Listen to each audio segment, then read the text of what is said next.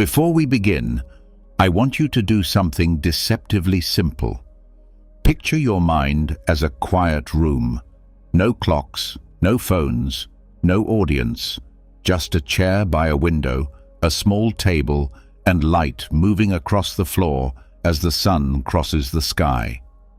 That room, your inner room, was once your sanctuary. You went there as a child without trying. The field behind the house, the taste of rain, the slow wonder of clouds. Somewhere along the way, you stopped visiting. Not because the room disappeared, but because you cluttered it with noise. You let other voices rent space there.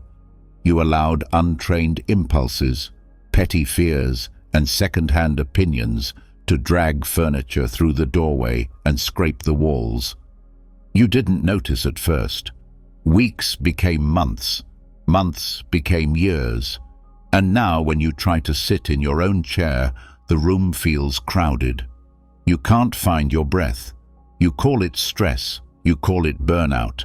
You call it just how things are. But the truth is simpler and harder. Your mental peace wasn't stolen. It was traded, one tiny compromise at a time. The Stoics had a way of pressing a finger on the sore truth and holding it there. They didn't build castles of words to escape pain. They built tools to meet life directly. They taught that peace is not a prize you win when the world behaves. It's a skill you practice regardless of how the world behaves. If your inner room is noisy, the work isn't to silence the world. It's to teach the mind how to host reality with discipline and dignity. Today, I want to help you reclaim that room, not with a slogan, not with a hack, with a sincere audit of habits that you might be tolerating right now, habits that quietly, relentlessly erode your mental peace. You don't need to adopt a new personality. You don't need to move to a monastery. You need to see clearly, because once you see clearly, the grip loosens. Listen closely as if this were a private conversation, because it is. I'm talking to the version of you that is tired of negotiating with the same problems, of repeating the same stories, of dosing yourself with short-term comforts that leave long-term fractures. If you stay with me, you will leave with language and practice, with a frame that honors what the Stoics honored, the sovereignty of your attention, the discipline of your choices, and the courage to live by standards you respect. This is not a lecture, it's a homecoming. Let's walk back into that inner room together and start removing the furniture that doesn't belong to you. The first habit that destroys mental peace is the worship of uncontrolled thoughts, what many call overthinking, but what the Stoics would name for what it is: refusing to govern the only kingdom you truly own, your mind. Overthinking masquerades as care. I'm just being thorough, you say, while your thoughts circle the same problem like vultures exhausted from hunger, yet unable to land. You spin scenarios that never happen, rehearse conversations that never occur, suffer consequences for decisions you have not made. The mind, untamed, is a bad neighborhood after dark. You shouldn't wander there alone. The Stoic antidote isn't to stop thinking. Reason is sacred. It's to give thought a supervisor. Ask, is this within my control? If yes, act. If no, release. This is not passive, it's precision. Most of what steals your peace is your imagination performing unpaid overtime. To dismantle overthinking, practice creating edges. Set a deliberate time window for pondering a problem. Use a small timer or the length of a cup of tea. During that time, you think with a pen. Why a pen? Because writing forces thought to slow down enough to meet reality. You ask, what are the facts? What's my sphere of control? What one action could improve this by 1% today? When the timer ends, you end. You let the decision stand, or you schedule a return.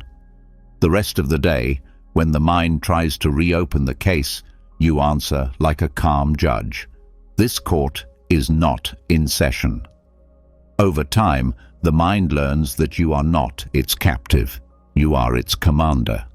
The reward is not the absence of thought, but the presence of order.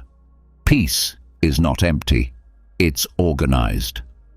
The second habit that erodes mental peace is comparing your life to the highlight reels of others. Comparison is a thief, yes, but more specifically, it's a subtle act of self-abandonment. You stop living your actual day and start living an imaginary scoreboard. The Stoics would call it a confusion of externals. You start to measure your worth against what is never truly yours. Other people's opinions, fortunes, bodies, timelines. You scroll through curated proof of happiness and interpret it as evidence of your inadequacy. But here is a principle you must carve into the doorway of your mind. External things don't add to you, you add to them. A house is not security without your ability to live simply. A title is not honor without your character. A partner is not love without your capacity to show up with courage. When you forget this, you surrender your peace to reflections on glass. To dismantle comparison, you need an anchor practice, an inventory of your own sufficiency. Each morning, before the world tells you who you should be, list 3 worthy aims for the day that depend only on your choices. Speak truth in one hard moment. Exercise my body for 20 minutes with presence. Complete the next ugly inch of this project. And each night, measure only against those, not against someone's vacation, not against an algorithm's applause. Your dignity is a contract with your own effort. Another tactic: reframe envy as information. When you feel a sting seeing someone's achievement, don't drink the poison. Extract the message. Ask, what value of mine is this pointing to? Maybe your envy means you value creative autonomy or physical vitality. Good. Use that clarity to guide action. The Stoics would say, turn impressions into judgments, and judgments into deeds. Envy dies in the face of honest labor. Peace returns when you stop outsourcing your worth. The third habit that quietly ruins mental peace is surrendering your mornings to the chaos of other people's agendas. A device beeps, your hand reacts, and like that, you are a citizen of other minds' emergencies. There is a difference between living by design and living by default. The Stoic morning isn't austere for show, it's structured to protect the first hour when your mind is soft clay. When you touch a screen before you touch your breath, you trade serenity for stimulation. Your nervous system learns to chase, not choose. You think you are catching up, but you are actually starting behind, because you forfeited authorship over the tone of your day. To reclaim the morning, you don't need a 3-hour ritual. You need one non-negotiable boundary. The first 60 minutes are for steering, not scrolling. Sit up. Feet on the floor. Ask the question Marcus Aurelius asked himself. What is within my power today? Write it down, then move your body. This can be a 10-minute walk, a set of push-ups, a few stretches. The body is not a separate creature you drag behind your mind. It is the mind's laboratory. Finally, read, just a page, something that calls you upward. This does not have to be philosophical. It can be a poem. What matters is this: you choose the first voice, because first voices echo. If your first voice is a headline, you will live in reaction. If your first voice is your own deliberate intention, Your day becomes a mission, not a marketplace. Peace needs a porch. Make your morning that porch. The fourth habit that dissolves mental peace is treating time like a landfill and attention like confetti, what we politely label procrastination and distraction, but which the Stoics would call an offense against your own nature. You don't postpone a task, you postpone a life. The ugly truth is that procrastination is not laziness. It is fear dressed as comfort, fear of imperfect work, fear of judgment, fear of starting small. And distraction is not harmless. It's a tax you pay forever, with no receipt. Every time you allow your attention to be hijacked, you train the brain to prefer novelty over depth. Peace cannot live when nothing ever gets finished. The remedy is twofold: reduce friction and reduce fantasy. Reduce friction by breaking the task into the smallest visible action you can complete in under 2 minutes. Not write the proposal, but open the doc and write one messy paragraph describing the problem. Not get in shape, but put on shoes and step outside. You might roll your eyes at the smallness, but understand, momentum is a moral force. The Stoics taught that excellence is built brick by brick. Small acts are not small when you commit to them relentlessly. Reduce fantasy by divorcing your labor from your ego. You are not writing to be admired. You are writing to be useful. You are not exercising to be envied. You are exercising to be strong enough to serve. When labor regains purpose, it loses terror. Keep a done list, not just a to-do list. At day's end, list what you completed. Your mind learns that your choices make a mark on the world. That's where peace hides, in the alignment between what you value and what you do when no one is watching. The fifth habit that corrodes mental peace is living as a permanent people pleaser. This is not kindness. It is self-erasure. You are not being generous when you say yes to everything. You are outsourcing your boundaries and hoping others will be more responsible with your life than you are. The Stoics were not rude. They were clear. They practiced justice without agreeing to every demand. The world needs your contribution, not your compliance. When you cannot utter an honest no, resentment breeds in the basement of your heart, and resentment is heavy. It weighs down your sleep, poisons your conversations, and whispers bitterness into moments that should be clean. The cure is the courage to disappoint the wrong people so you can honor the right commitments. Start with language. Replace vague apologies with firm decisions. Instead of, "I'm so sorry, maybe I can squeeze it in," say, "I appreciate the invitation. I can't take this on and still keep my promises elsewhere." No essays, no drama, no hints. Notice what happens in your body when you speak like this. A mix of fear and relief. That is the feeling of a boundary being born. Next, pre-commit your time.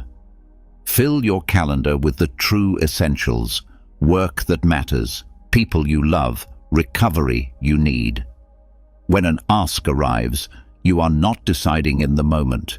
You are consulting a plan you already respect.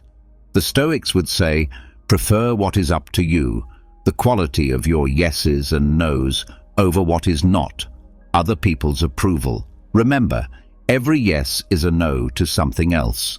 Choose consciously. Peace cannot coexist with chronic, unexamined agreement. The sixth habit that steals mental peace is carrying grudges as if they were armor. Resentment feels like a shield. If I stay angry, I won't be hurt again. But it functions like a chain. You drag yesterday into today, and the weight is yours, not theirs. The Stoics taught the practice of reframing injuries as information. This person revealed their character. Now I adjust mine. This is not capitulation. It is conservation of energy. Forgiveness, in the Stoic sense, is not declaring unjust things just. It's releasing the demand that a different past be delivered to you. You refuse to make your serenity dependent on someone else's apology clock. Begin with the hardest truth. You are responsible for your attention. When the memory returns, you pause and name it. There is the old wound. Then you ask, what is mine to do? Often the answer is, reset the boundary, end the contract, make the phone call you have avoided, get practical about distance. Forgiveness does not eliminate consequence, it eliminates obsession. Write a letter you never send. In it, tell the truth unflinchingly, and then write the line, I choose peace over proof. You aren't forgiving to let them off the hook. You are forgiving to get off the hook that is lodged in you. And if reconciliation is possible and wise, pursue it calmly. If not, let your healing be quiet and decisive. Peace thrives where your dignity replaces your drama. The seventh habit that gnaws at mental peace is treating your body as if it were merely transportation for your brain. You negotiate with sleep as if it were optional. You fuel yourself with substances that spike and crash your energy. You sit inside artificial light for 8 hours and then wonder why your mind feels grey. The Stoics trained the body not to worship it, but to make it a reliable ally. A calm mind often requires a tired body, tired from honest effort, not from exhaustion. There are 3 levers here that give you disproportionate return. First, sleep like someone whose decisions matter. Choose a non-negotiable shutdown time for screens, ideally 1 hour before bed. Dim lights, cool the room, repeat a simple routine. Read a few pages, stretch, breathe. This is not about perfection, it's about teaching your nervous system what to expect. Second, move daily. The metric is not a marathon. It is consistency. Sweat a little, breathe a lot. If you can do it outdoors, even better. Your eyes are part of your brain. Let them see distance. Third, eat to honor tomorrow. Notice which foods leave you clear and which fog you. No one needs to legislate your diet if you are paying attention. This is not punishment. This is stewardship.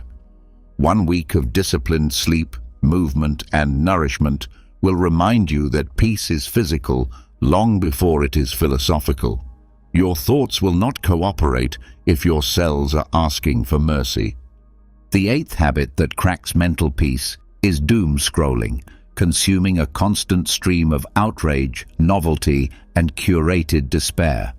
You call it staying informed, but often it is staying inflamed. The Stoic stance toward information was sober. Consume what you can act upon, ignore what you can't. Not because you don't care, but because you care enough to preserve the energy required to be useful. The algorithm is not a neutral librarian. It is a casino owner. It rewards your attention with more reasons never to leave. The cost isn't just hours, it's the erosion of your baseline mood. Your inner room becomes a newsroom where sirens never stop. Reclaim it with 2 commitments. First, define your information diet, the way you define your food diet. Choose a handful of sources, schedule windows for consumption, and step away. After reading, ask the Stoic filter, what is mine to do? Donate, write, vote, volunteer, learn, teach, or release. If there is no action, refuse the outrage. Second, replace passive feed time with active reading of durable ideas. Take notes. Argue on paper with what you read. Bring what survives into your day. You are not a spectator, you are a citizen. Peace expands when your attention becomes a tool, not a toy. And remember, Silence is not ignorance. It is room for judgment. The ninth habit that dissolves mental peace is sloppy self-talk, the constant muttering of insults you would never say to a stranger. You think self-criticism keeps you sharp. In truth, it dulls you with shame. The Stoics spoke to themselves in a tone we might call stern compassion, exacting about conduct, kind about humanity. They admonished without abusing. If your inner dialogue is a bully, your nervous system is always braced, and braced bodies cannot rest. Reform your language the way a craftsman reforms a workshop. Remove what maims, install what strengthens. Start by noticing the 3 most common attacks you launch on yourself. Perhaps they begin with always or never. I always mess this up. I'll never get it right. Replace the absolutes with specifics. I missed the deadline because I didn't plan small steps. Now you have something you can do next time. Next, create a short phrase that is both true and catalytic. Something you can say in difficult moments. I can do difficult things on purpose. Or steady and clear. Repeat it until it becomes muscle memory. Finally, separate identity from behavior. I am lazy becomes I avoided discomfort today. Here's my plan for tomorrow. You are not your worst hour. You are your next choice. This is not coddling. It is the discipline of accuracy. Peace grows where your words stop lighting fires inside your own chest. The 10th habit that sabotages mental peace is clutter. Physical, digital, emotional. Every open loop demands rent from your attention. The pile in the corner, the inbox with 4,000 unread messages, the promises you made and forgot. Each is a tiny tug on your mind. The Stoics prized simplicity not because they despised beauty, but because they loved freedom. A clear space is not an aesthetic flex, it's cognitive kindness. You cannot think deeply in a room full of unsorted decisions. Create a weekly declutter ritual. Small, predictable, almost boring. Set a 30-minute timer. Choose one domain. Physical. Clear one surface completely and decide item by item. Keep, discard, donate, relocate. Digital. Archive ruthlessly. Unsubscribe mercilessly. Create 3 folders that catch 90% of your work. Action, waiting, reference, and sweep. Emotional. Write a short list titled Unsaid Things. Pick one, and either say it cleanly or accept that you are not going to and let it go. Remember, clutter is not a moral failing. It's a backlog of choices. You are not going to clear it with a heroic weekend. You will clear it with gentle weekly force. The reward is immediate. When the eye sees order, the mind inhales. The 11th habit, the most insidious, is confusing acceptance with surrender. You hear the Stoic phrase, live in accordance with nature, and interpret it as passive resignation. You let mediocrity sit on your couch and call it fate. But acceptance in the Stoic tradition is not a shrug, it is an audit. It says, I accept the facts as they are and immediately convert them into choices.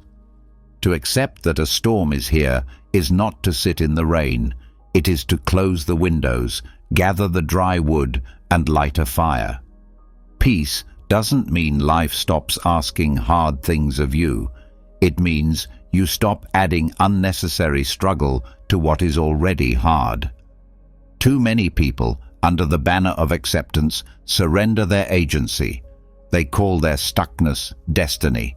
That lie is a thief. Practice true acceptance by pairing every hard fact with a decisive verb. The market changed pairs with learn and adapt. They betrayed me pairs with protect and proceed. I failed pairs with review and recommit. When you live like this, your life becomes less theatrical and more effective. You stop waiting for the weather of your feelings to clear before you sail. You learn to navigate. And as your competence grows, so does your calm. Why? Because the brain trusts you when you act. Peace isn't a mood, it's a reputation you earn with yourself. Now, how do these habits link? Think of them as a chain of custody for your attention. Overthinking snatches it, comparison misdirects it, chaotic mornings scatter it, procrastination stalls it, people-pleasing sells it, resentment shackles it, neglect of the body blurs it, doom scrolling auctions it, cruel self-talk wounds it, clutter dilutes it, and false acceptance abandons it. Each habit is a leak in the vessel of your mind. You don't repair a ship by arguing with the ocean. You repair it by sealing the leaks one by one, steadily, without drama. This is the Stoic posture, calm hands fixing what's in front of them. And yet, you might be thinking, this is a lot. Where do I begin? Begin where the friction is low and the return is high.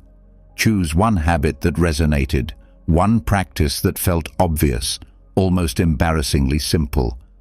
Do it today, not to perform, but to prove to yourself that you keep promises. If mornings are your battlefield, guard the first hour.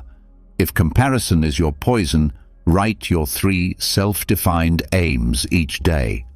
If self-talk is your tyrant, pick your sentence, steady and clear, and repeat it as a lifeline when the sea rises. The Stoics didn't wait to feel like the person they admired. They behaved like them until the feeling caught up. This is not pretending. It is training. There will be days when you forget. Days when the old furniture finds its way back into your inner room. On those days, practice the most underappreciated Stoic skill, beginning again without spectacle. No guilt monologues, no declarations, just the next right action. Reset the boundary, close the app, walk outside, drink water, return to the present task. Peace is a series of small returns. And remember this, because it may be the sentence that changes the way you live. You do not owe the world your agitation. You owe it your clarity. Agitation is easy. Clarity is earned. Agitation conforms to the emotional weather. Clarity builds shelter for others. Some of the most powerful people you will ever meet are not the loudest. They are the ones in whom quiet has weight. Their presence makes other people breathe easier. Not because life is gentle with them, but because they have practiced governing themselves when life is not. Let's walk back one more time into your inner room. See the chair by the window. See the light on the floor. Notice how, with each honest habit you release and each disciplined practice you adopt, the room becomes simpler. You can hear your breath again.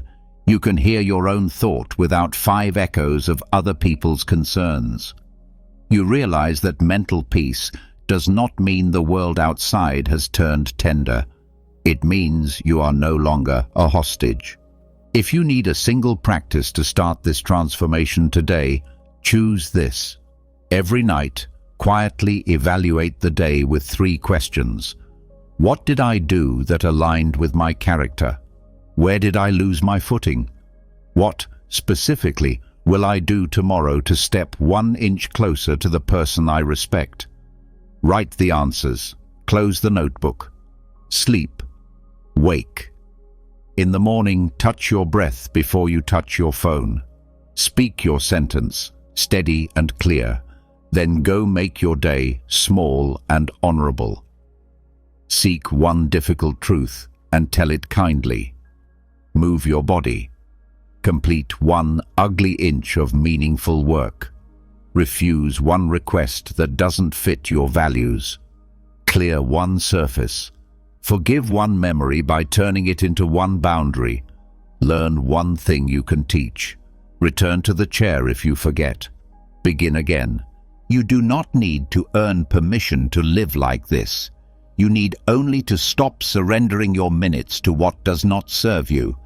Imagine, 3 months from now, walking into the same room in your mind and recognizing it again. Simple. Bright. Yours. That recognition will not feel dramatic. It will feel like relief. And when someone asks you what changed, you won't point to a miracle. You'll point to a handful of habits you refuse to carry any longer, and to the quiet power of standards kept in private.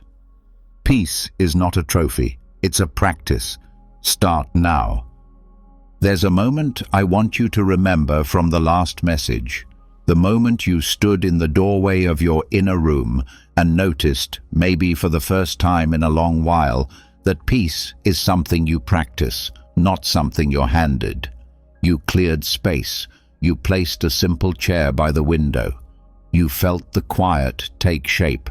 That wasn't a metaphor, that was a promise. Because once you taste quiet, you realize what you've been trading away for noise. And now that you've reclaimed that room, we need to furnish it with something equally powerful. The kind of language that honors your discipline, protects your boundaries, and signals to the world that your peace has a guardian. Words are not decoration. In the Stoic tradition, they are tools of governance. They're how you set law inside yourself, and how others learn your city has walls. You've felt, I'm sure, how certain sentences can shrink you in your own story, the half-truth you say to avoid discomfort, the rehearsed apology that's really a request to be liked, the flood of explanations when a simple no would have done. Speech leaves a residue in the mind. When it's out of alignment, your body knows. Stomach tight, throat dry, sleep uneasy. But when you speak in a way that matches your standards, something shifts in the air. People soften. They listen. They lean forward, not because you're loud, but because your words are clean. Respect isn't magic. It's a signal. And the clearest signal is self-mastery made audible. Think of what follows as 8 lanterns you can hang in that inner room. Each one is a sentence. More than a sentence, it's a stance. None of them are tricks. They won't manipulate anyone into admiration. What they will do is declare with calm authority that you can be trusted because you trust yourself. Say them sincerely, live them consistently, and you will feel the temperature of your conversations change. People will stop testing your edges and start bringing you useful truth, not because you demanded respect, but because you embodied it. The first thing to say, the one that feels like stepping into cold water and then realizing it's exactly what you needed, is simple. I don't know. If your ego flinches, good. That flinch is how you know you're close to freedom. We grow up believing that respect is earned by appearing to have answers on demand. But the Stoics measured respect differently, not by omniscience, but by accuracy. You are not a search engine, you are a person. When you claim knowledge you don't have, you may win a moment and lose a reputation. People sense when you're guessing in costume. Worse, your mind learns a habit, prioritizing image over truth, and that habit poisons judgment. Saying I don't know is not an admission of incompetence. It's the first note in the music of credibility, provided you add the crucial second phrase. And here's how I'll find out. That turns humility into momentum. In practice, it sounds like this. I don't know the full picture yet. I'll check A, ask B, and get you a clear answer by 4 p.m. Notice what happens inside you when you speak that way. The anxiety turns into a plan. Notice what happens in others. They relax. They're no longer bracing for spin. They hear a grown-up in the room. If you want this sentence to earn respect instantly, anchor it in a system. Keep a small capture list. Paper, not just apps. When you say, "I'll find out," you write the promise where your eyes will trip over it. Then you deliver. Every time you keep that micro-promise, your words gain weight. People start trusting your future tense. And here's a quiet benefit. By refusing to fake knowledge, you create a culture around you where truth is safe to say. Others will bring you their "I don't know" early, before small gaps become expensive holes. That's leadership by example. Stoic style. Reality first, ego second. You don't know yet, and you're strong enough to say it. That yet is your respect. The second thing that raises the floor of a room is even harder on the ego and even more magnetic to respect.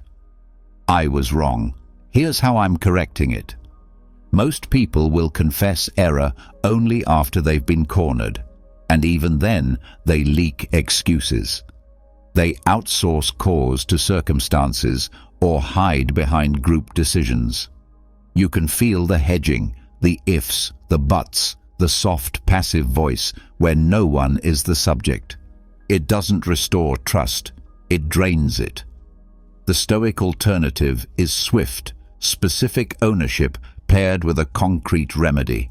It sounds like this. I misread the timeline and created pressure on the team. I'm updating the plan, taking the late nights myself this week, and I've scheduled a review to prevent a repeat. There's no self-flagellation there, no melodrama, just responsibility with a backbone. Why does this sentence command respect? Because it collapses the distance between values and behavior. Anyone can praise accountability. Few can demonstrate it when it costs them. When you name your mistake plainly and pair it with a repair, you make it safe for other people to be honest too. You trade the brittle performance of perfection for the sturdy culture of improvement. This is crucial. Saying "I was wrong" does not shrink you. It enlarges the container that can hold you. People stop tiptoeing. Your collaborators take bigger swings because they know the ground is firm if they land imperfectly. On a personal level, your nervous system quiets. Secrets are loud. When you don't have to hide from the truth, you sleep better. Respect begins in your own chest. There is a technique to get good at this. When something goes sideways, run the simple autopsy before you speak. Fact, root, fix, teach. Fact. What specifically happened minus theater. Root. What decision of mine made it more likely? Fix. What am I doing now? Teach. What will I install so the system gets smarter? Then say it out loud without embellishment. The faster you close the loop, the less scar tissue forms in the relationship. People begin to predict your response to setbacks, clarity, composure, repair. That predictability is respect's favorite food. The third thing is a single syllable that terrifies people who mistake likability for value. No. It is short, clean, and in a noisy world, it cuts. Many imagine that saying no drains respect because it risks disappointing others. The reality is the opposite. Chronic yes erodes trust. When your mouth outruns your capacity, your promises become confetti. People learn to discount your agreements because they're buying options, not guarantees. A principled no preserves the integrity of your yes and sharpens your presence. The Stoics were not people pleasers, they were people servers. That distinction matters. Serving sometimes means declining, because a diluted you doesn't help anyone. How do you say no in a way that builds respect instead of resentment? You remove the jitter. No apologies for existing. No novel-length explanations that invite debate. Try this pattern. I appreciate you asking. I'm not able to take that on and keep my other commitments. That's it. If appropriate, you can add, here's one way forward without me, and offer a pointer. You're not abandoning, you're being precise. Notice the posture of this sentence. It's not hostile, it's not hedging, it's clean. Some will push. Expect it. Pressure tests are a fact of human social life. Your job is to let their urgency meet your boundary and watch it stop there. The first time you do this, your stomach will audition for a gymnast. Good. Nerves are not a veto. They're a signal you're renegotiating your identity. Practice helps. Pre-commit your time to the essentials and put it somewhere visible. When requests arrive, you aren't deciding in a vacuum, you're consulting your values in calendar form. You can even say so. I've already committed that time to X. This is not excuse-making, it's honesty about finite resources. With repetition, people learn something invaluable about you. Your word is not easy to get, but when they have it, it's solid. That is the root of respect. Not availability, reliability. The fourth thing to say, especially after you've drawn a boundary, is the sentence that turns a blocked path into a bridge. Here's what I can do. If no is the guard, this is the diplomat. Respect rises when you show that your limits have intelligence, not hostility. Suppose a colleague asks for an urgent overhaul by tomorrow. Your answer could be no. Full stop. But watch the difference when you add specificity and agency. I can't deliver a full overhaul by tomorrow without harming quality. I can, however, fix the top 3 issues that move the needle most and have those to you by noon. If that helps, I'm in. You offer a real alternative that protects standards and projects calm. People don't feel stonewalled, they feel led. This pattern is essential in partnerships, in leadership, and in your own self-talk. Inside your mind, the unreasonable voice will often demand impossible piles of work by impossible times. If you only ever answer with no, you can end up in a private power struggle. Replace it with this sentence, what can I do today that meaningfully advances the goal? And you'll notice your motivation thaw. On the outside, others experience you as someone who doesn't collapse into overwhelm or fight reality. You negotiate reality toward progress. That's compelling. It signals executive function, the rare skill of converting constraints into motion. To use this well, get good at ranking. Not everything is equally valuable. Keep a living sense of the 20% of actions that produce 80% of outcomes. Then, when you say, here's what I can do, you're not offering scraps, you're offering leverage. Deliver those small wins consistently, and people start coming to you not just for labor, but for judgment. Respect is not simply about effort, it's about the wisdom of where you aim that effort. This sentence proves you can aim. The fifth thing that earns respect in seconds is a doorway, not a verdict. Help me understand. There are 2 ways to be in a hard conversation. One is to arm your position, fortify your certainty, and wait for your turn to shoot. The other is to lower your weapon first and seek the terrain you haven't seen yet. That second way is rarer and far more powerful. Help me understand sounds soft to the untrained ear. In reality, it's an assertion of leadership. You are directing the conversation toward facts, toward frames, toward fidelity to reality. You are saying, I value truth more than my status in this moment. Use it with precision. Help me understand what success looks like to you in this project. Help me understand where you think the plan fails under pressure. Help me understand the constraint I'm not seeing. Then stop talking. Ask one, maybe two follow-ups. Reflect back what you heard. So you're saying X matters more than Y because of Z. Did I get that right? This isn't therapy speak for its own sake. It's a rigor tool. When people feel accurately heard, their nervous systems step down and the real conversation begins. You move from postures to problems. Even if you ultimately disagree, the ground is now steady enough to stand on. There's a hidden benefit. Help me understand changes you. It trains your mind to look for models, not monsters. Instead of casting the other as an adversary, you treat them as a source of data. It doesn't mean you adopt their view. It means you collect inputs before you decide. The Stoics prize this. Examine your impressions before you assent. In the modern world, one of the most respected traits is calm curiosity. It says, I am not threatened by information. People want to work with that. They want to be led by that. They want to be loved by that. Because calm curiosity makes rooms safer and outcomes better.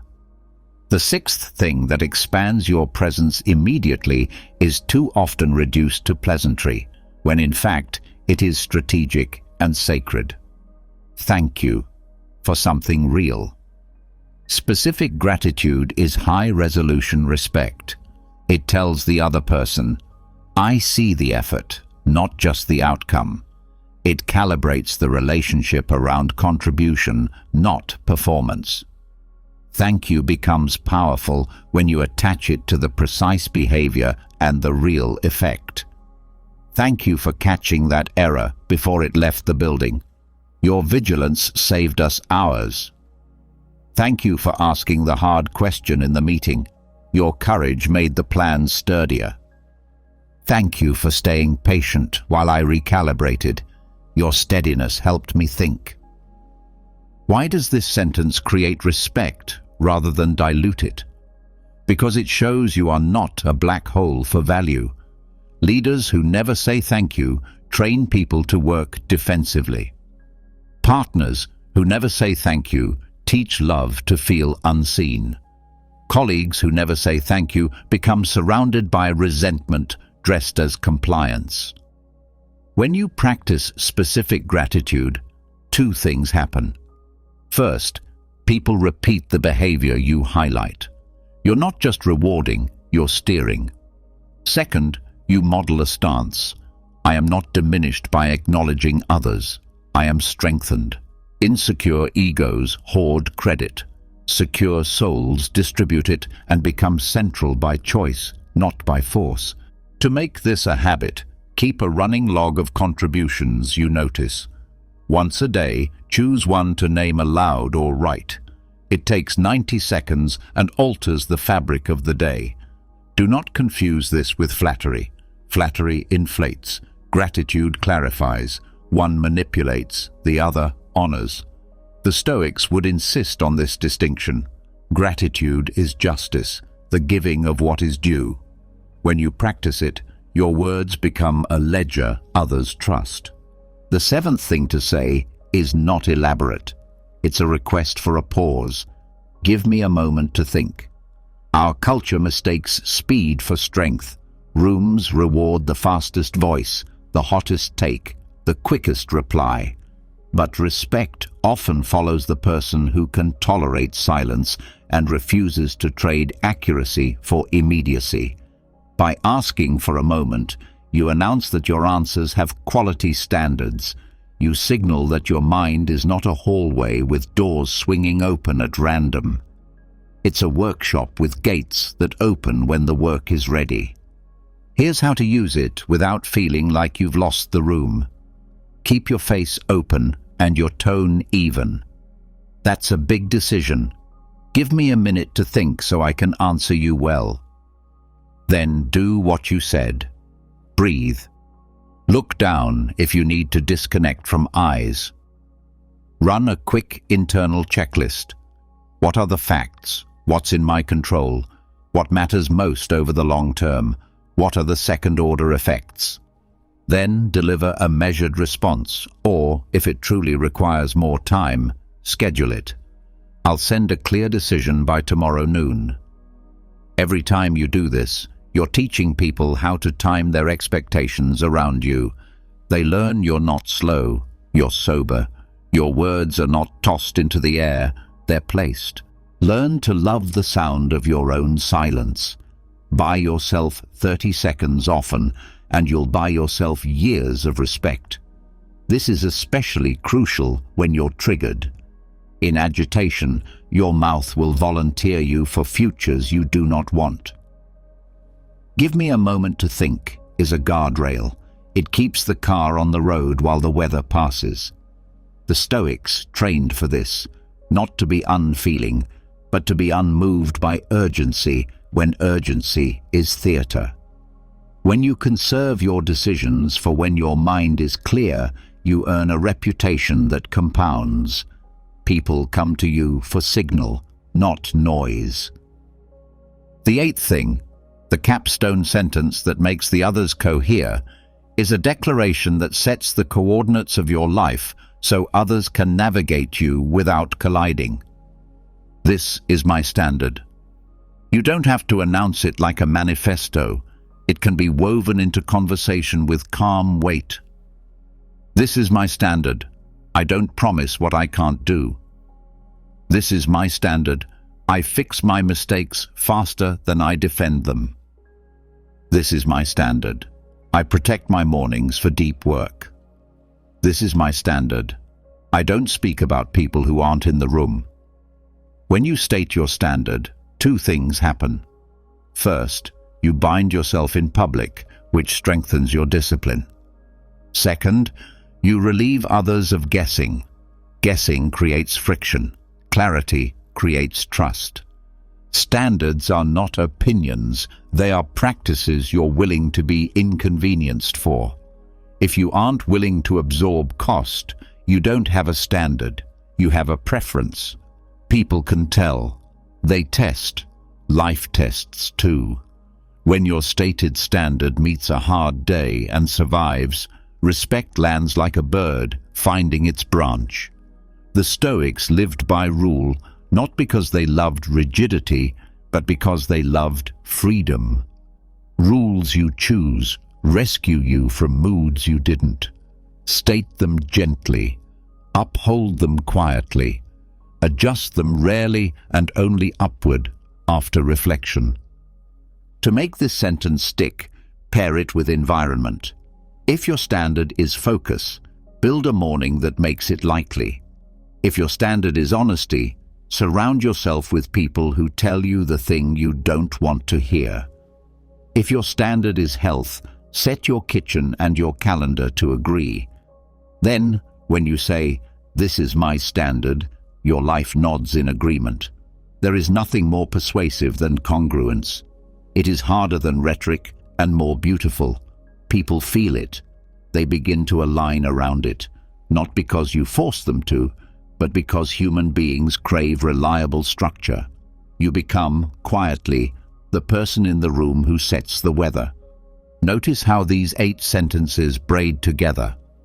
I don't know yet cleanses pride and plants a flag for truth. I was wrong, here's how I'm correcting it. Repairs trust and accelerates learning. No protects your finite life from counterfeit urgencies. Here's what I can do, converts limits into progress. Help me understand turns conflict into data and enemies into sources. Thank you for something real, keeps the ground fertile where you stand. Give me a moment to think, upgrades the quality of your decisions. This is my standard, draws the blueprint that all the other sentences build upon. Together, they transform your voice from a plea into a presence. There's an objection that whispers at this point. What if I say these things and people still don't respect me? Two answers. First, these sentences are not charms to cast on others. They are commitments to yourself. Their first audience is the person who has to live with you tonight. You. If you respect your own speech, you walk lighter even when applause is delayed. Second, these sentences change rooms over time. The first time you say no, the room is surprised. The second time, the room recalibrates. The third time, it plans better. The first time you say, "I was wrong," people are skeptical. The second time, they expect repair. The third time, they bring you bad news early. Respect compounds slowly and then suddenly. You may not notice the shift until one day you give your opinion and the room goes quiet, the way a lake goes still before reflecting a star. That silence is your dividend. Let's turn this into muscle. For the next 8 days, pick one sentence per day. Don't announce it. Just carry it with you like a coin in your pocket and spend it when the moment asks. Day 1. I don't know yet. Watch how your anxiety morphs into action when you pair ignorance with an immediate plan. Day 2. I was wrong. Here's how I'm fixing it now. Watch how fast a problem loses its teeth when you bite first. Day 3. No. Watch your calendar begin to resemble a life. Day 4. Here's what I can do. Watch obstacles rearrange into steps. Day 5. Help me understand. Watch tension drain from faces. Day 6. Thank you for X. Watch spines lengthen. Day 7. Give me a moment to think. Watch your voice slow and deepen. Day 8. This is my standard. Watch yourself believe you. Then loop the 8 again. Every loop sands the rough edges of your old reflexes and polishes the new ones until they shine without effort. And because we're practicing Stoic wisdom, remember to pair words with deeds. The sentences only carry power when your behavior agrees. If you say, "I don't know yet," and then never follow up, you've taught people that humility is just a costume you wear to buy time. If you say, "I was wrong," but railroad people anyway, you've turned apology into strategy. If you say, "Thank you," but keep the rewards for yourself, your words become sugar over rot. It's not about moralizing, it's about effectiveness. Reality is the final judge. The Stoics weren't asking us to be pious, they were asking us to be precise. Say the thing that is true. Do the thing you said. Repeat. That's where respect grows, first in your eyes when you meet yourself in the mirror, and then in the eyes of those who share your days. Before we close, sit again in that inner room. The chair, the window, the light moving across the floor. Bring one conversation to mind, one you've been dreading, one you've been rehearsing at 2 a.m. Lay these sentences on the table like instruments. Which one belongs there? Maybe it's "help me understand" before you decide. Maybe it's "no" to the request that has been hollowing you out. Maybe it's "I was wrong" to a person you love. Not because you want to end the argument, but because you want to start the healing. Maybe it's "this is my standard" to yourself, because the only person who has to respect your life is its owner. Choose one. Write it once. Speak it once. Then let the room be quiet long enough for your words to do their work. You will know it's working when your speech starts making your life easier. Not easier like fewer challenges, but easier like less friction, fewer knots, clearer paths. People will approach you differently. They will give you cleaner information. They will test you less and trust you more. And most importantly, you will carry yourself like the person you are training to be. Steady, clear, unhurried, kind. Respect doesn't require drama. It requires standards you keep in public, patience you exercise in private, and words that match both. If you remember nothing else, remember this. Your language is your leadership made audible. You do not need to shout. You do not need to decorate. You need to say the few right things and live them. That is how mountains talk. That is how rivers carve through rock. That is how, one sentence at a time, you turn a noisy life into a life that deserves its quiet. So take a breath. Choose your sentence for today. Say it well. Then, most important, honor it with action. The world will feel the difference immediately, and so will you.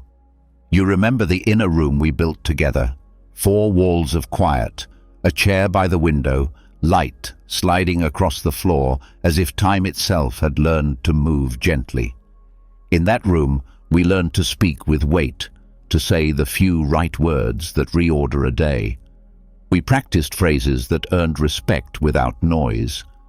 But there's something you might have noticed as you started living that way.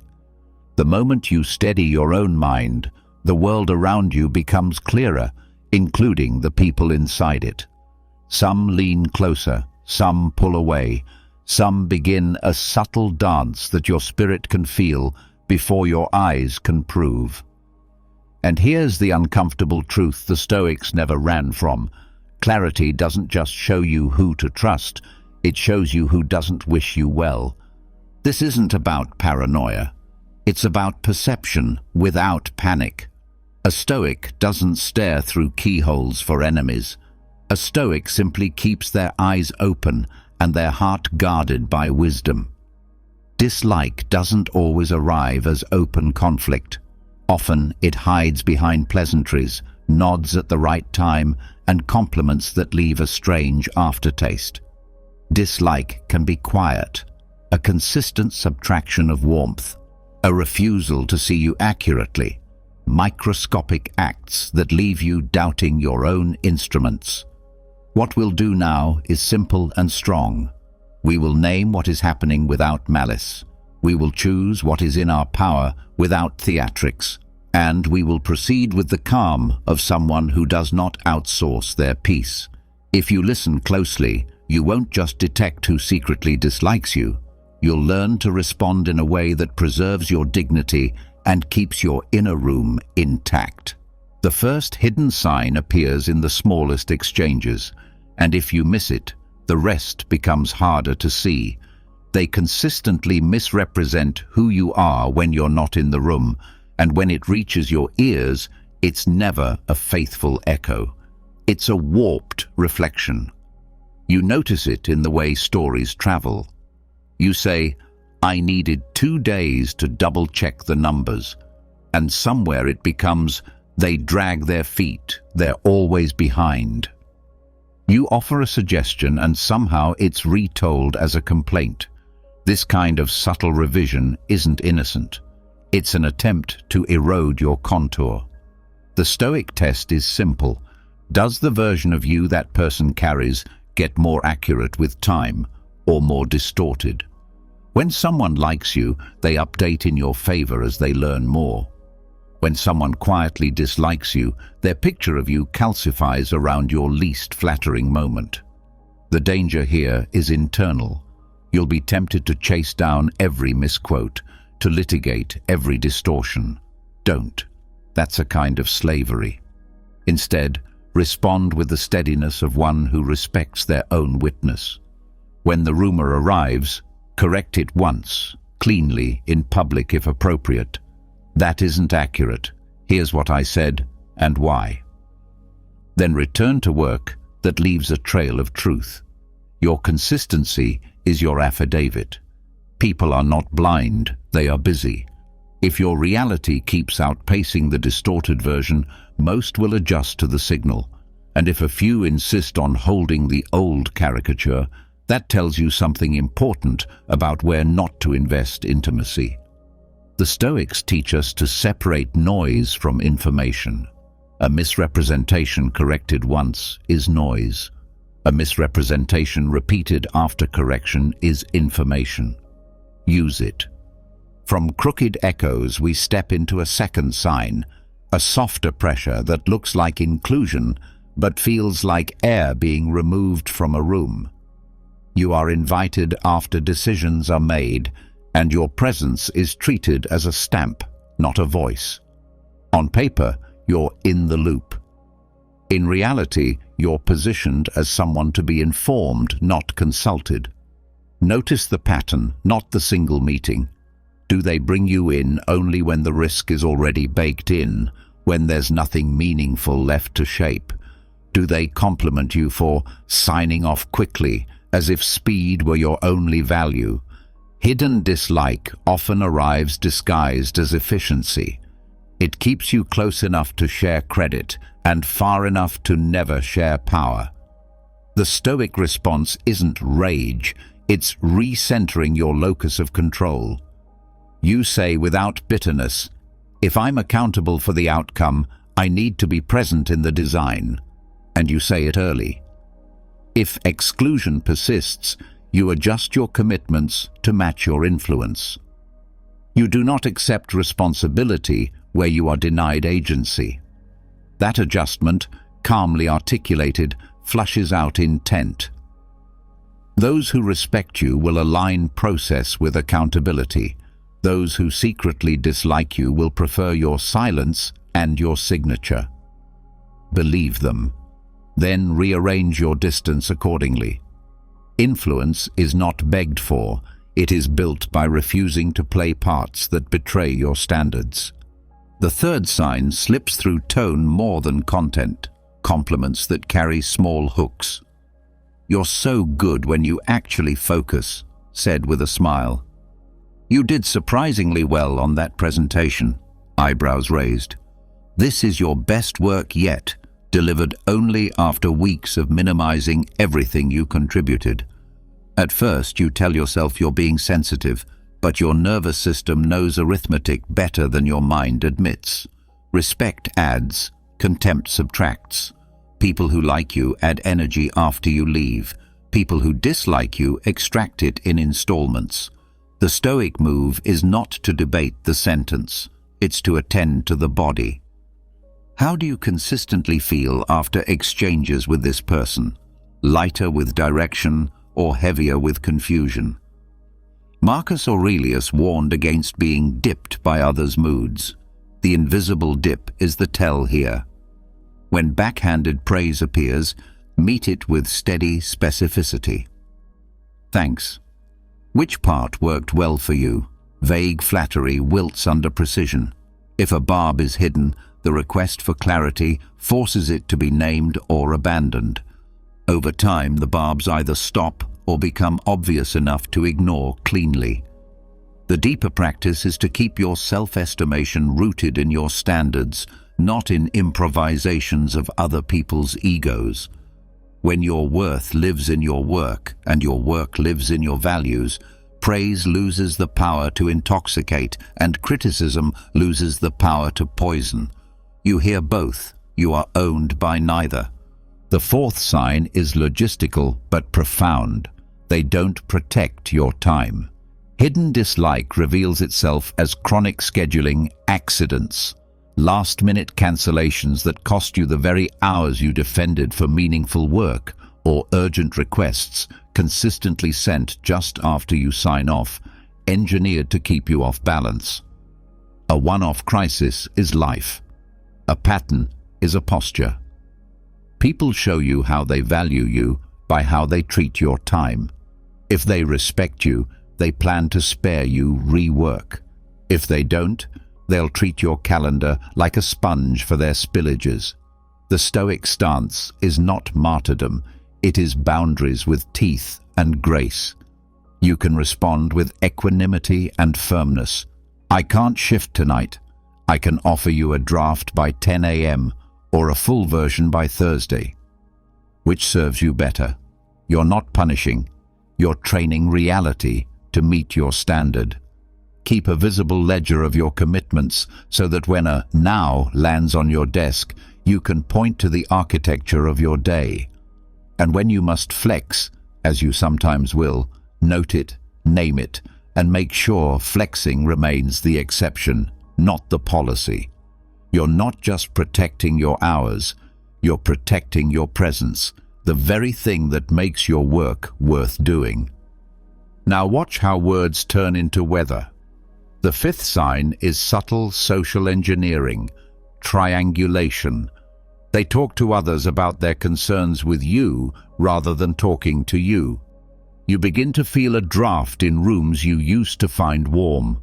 People are checking in with a worried tone about things you never said. This isn't care, it's choreography.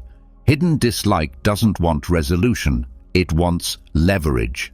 It wants allies built on smoke. The Stoic solution is anti-triangulation. You invite sunlight without drama. I'm hearing different versions of the same concern. Let's get everyone who cares in one room and give it an hour.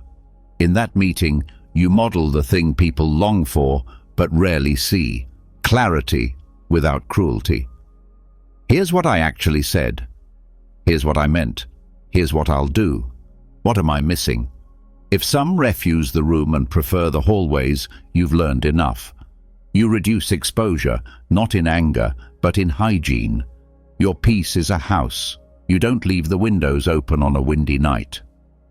The sixth sign looks like generosity, but its shape is wrong when you hold it up to the light. They offer help that subtly puts you in their debt, then cash it in at the precise moment that compromises your standards. A favor attaches a string to your throat. At first you feel grateful. Later you realize you'd signed a contract you didn't read. The Stoic remedy is to be precise about reciprocity. Accept help with thanks and with the clear boundary that your principles are not for sale. Say it out loud. I appreciate the assist. Just to be clear, my decisions remain tied to the work, not to favors. People who like you will be relieved. People who dislike you will be offended that the hook didn't set. Your task isn't to repair their disappointment. Your task is to keep your compass unbent. If you do owe someone, repay quickly and cleanly. Leave as little invisible currency in circulation as possible. Owing small debts breeds large manipulations. You want your ledger clear so your judgments stay free. The seventh sign wears the mask of humor, jokes that lower your ceiling. In groups, they consistently aim the laugh at your expense, especially when you've just shared an idea. They call it just teasing, but the punchline keeps training the room where to place you. Laughter is a social contract. It decides who stands where. The Stoic response is not to become humorless. Joy is a virtue, but to reclaim the frame. If the joke distorts your competence, you straighten it with one clean line. I'm all for jokes. Let's keep them true. Then continue with your point as if the road were always yours. If the pattern continues, take it private. I know you're playing, but the recurring theme of your jokes dulls the room's attention when I speak. Let's make sure humor doesn't tax the work. It's not a scolding, it's maintenance. You're reminding the other person that your name is not a toy. If they care about you, they'll recalibrate.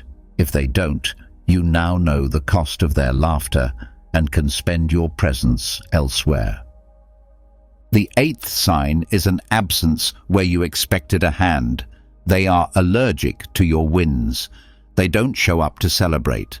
They delay congratulations until it's socially mandatory, or they reframe your achievement as luck, timing, or someone else's influence. This is the quietest cruelty, and it will tempt you to self-minimize so you don't trigger their discomfort. Don't. The Stoics warned against letting others' vices make you forget your virtues. When someone you thought close cannot metabolize your growth, see it as a mirror. Their diet is envy, And your job is not to feed it or starve yourself. Instead, hold your success with humility and firmness. Share credit where it's due. Name your effort without apology. Keep moving. If they're willing, invite them to grow alongside you. If they prefer the old horizon, love them at a distance where your wings aren't clipped. You cannot dim your light to keep someone else from noticing it's dark where they choose to stand. The 9th sign is transactional warmth. They are attentive when they need your access or your skill, and distant when you need theirs. The rhythm maps perfectly to their calendar of advantage. Stoic philosophy calls this out by asking the simplest question: what friendship is this? Real friendship is mutual cultivation. It deepens in difficulty. Transactional ties evaporate at the first sign of cost. You don't need to sermonize, you need to track. When support is one way long enough, convert the relationship from personal to professional, from open-ended to scoped. I'm glad to help within these bounds. It's not punitive, it's proportionate. Your soul is not a public utility. Reciprocity is not bargaining. It's the glue that keeps two humans from using each other's lives as consumables. Where mutuality grows, invest. Where it shrinks, stop pretending it's something it's not. Clarity is a kindness to both of you. The 10th sign is famine by delay. They respond slowly to matters that matter to you while replying instantly to things that serve them. They forget action items that would advance your goals, yet move mountains when the path runs through their yard. The pattern is attention as currency, and you are perpetually underfunded. The Stoic answer is to remove wishful thinking from logistics. Don't ask vague favors. Don't rely on soft commitments. Translate what you need into dates, deliverables, and owners, then write it down where it can be seen. Can you confirm by Friday at noon? If yeses keep evaporating on contact with time, you downgrade your expectations and reroute your plan. Not with spite, with sovereignty. You stop placing heavy cargo on a bridge that has cracked too many times. As your plans become independent of unreliable timelines, your stress drops. And as your stress drops, your vision clears. This was never personal, even if the effect felt personal. Some people cannot carry what you thought they could. That doesn't make them villains. It makes them poor infrastructure. Don't build your house on it. The 11th sign is an invisible ceiling on vulnerability. They will eagerly receive your confession when it shrinks you and quietly ignore it when it strengthens you. Share a fear and they nod with superiority. Share a boundary and they go quiet or change subject. Hidden dislike doesn't want your wholeness. It wants your dependence. The Stoic practice here is to treat vulnerability as a precision instrument, not a flood. You share to build, not to bleed. Watch where your honesty is held with respect and where it is filed away as ammunition. Then calibrate. You don't have to armor up with everyone, but you do have to stop handing knives to those who can't resist collecting them. Remember, your inner room is not a museum. It's a sanctuary. Only certain people should have keys. The 12th sign, the one that reveals the others, appears when you begin to thrive. Your peace stabilizes, your work deepens, your boundaries hold, your voice steadies. People who love you expand with you. People who secretly dislike you become clumsy saboteurs, usually under the banner of concern. They ask questions that cast doubt on your direction precisely when you need stamina. Are you sure you can handle that? Isn't this a bit much? Don't forget where you came from, delivered with a nostalgic smile that feels like handcuffs.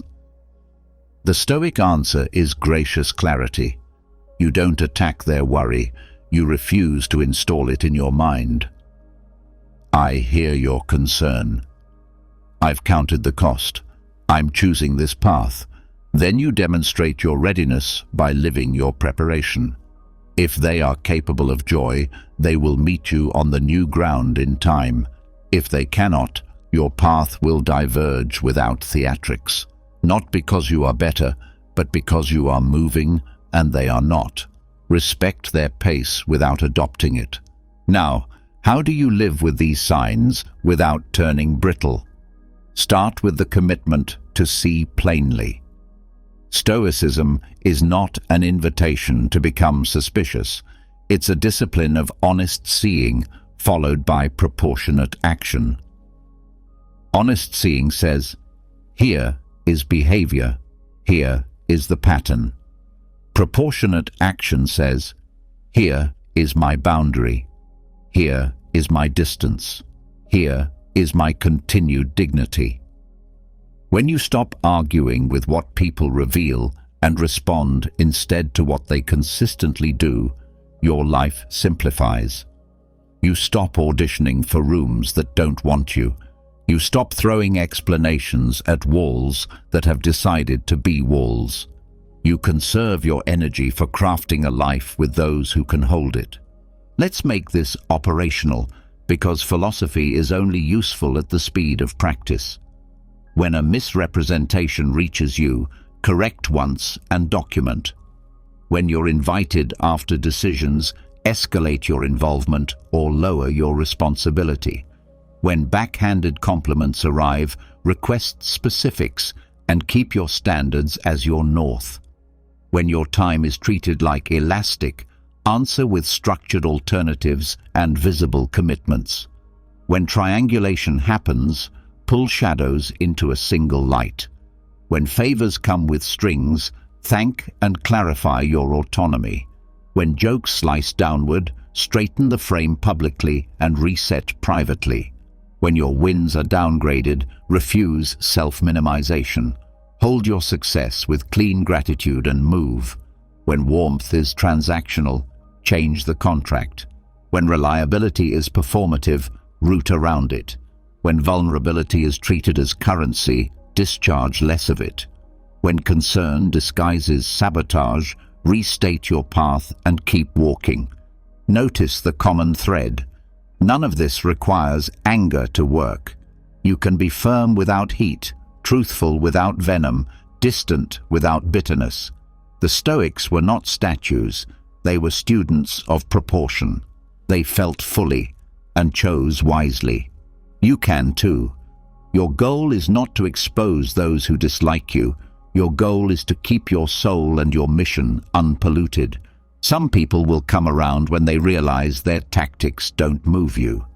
Some will drift away when your boundaries deny them the old comforts. Both outcomes are merciful, because what remains are those who can grow with you, who tell the truth when it's hard, who guard your absence like they guard your presence, who laugh to lift, not to lower, who show up when there is nothing to gain, who handle your time with reverence, who can celebrate your rise without feeling like they're falling.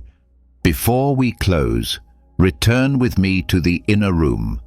Sit in your chair. Watch the light. Think of one relationship that felt heavy as you listened. Not a villain, just heavy. Identify which sign is most true there. Don't write a speech. Write a sentence. I will correct once and move on. I will tie accountability to involvement. I will say, let's get everyone in the same room. I will stop sharing this part of me with this person. Then plan the smallest action that honors that sentence in the next 7 days. You don't need to announce it to the world.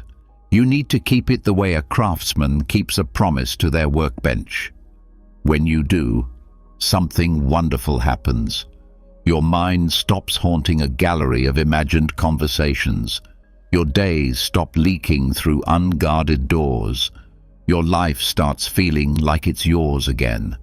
This is the heart of Stoic philosophy, lived quietly in the modern world.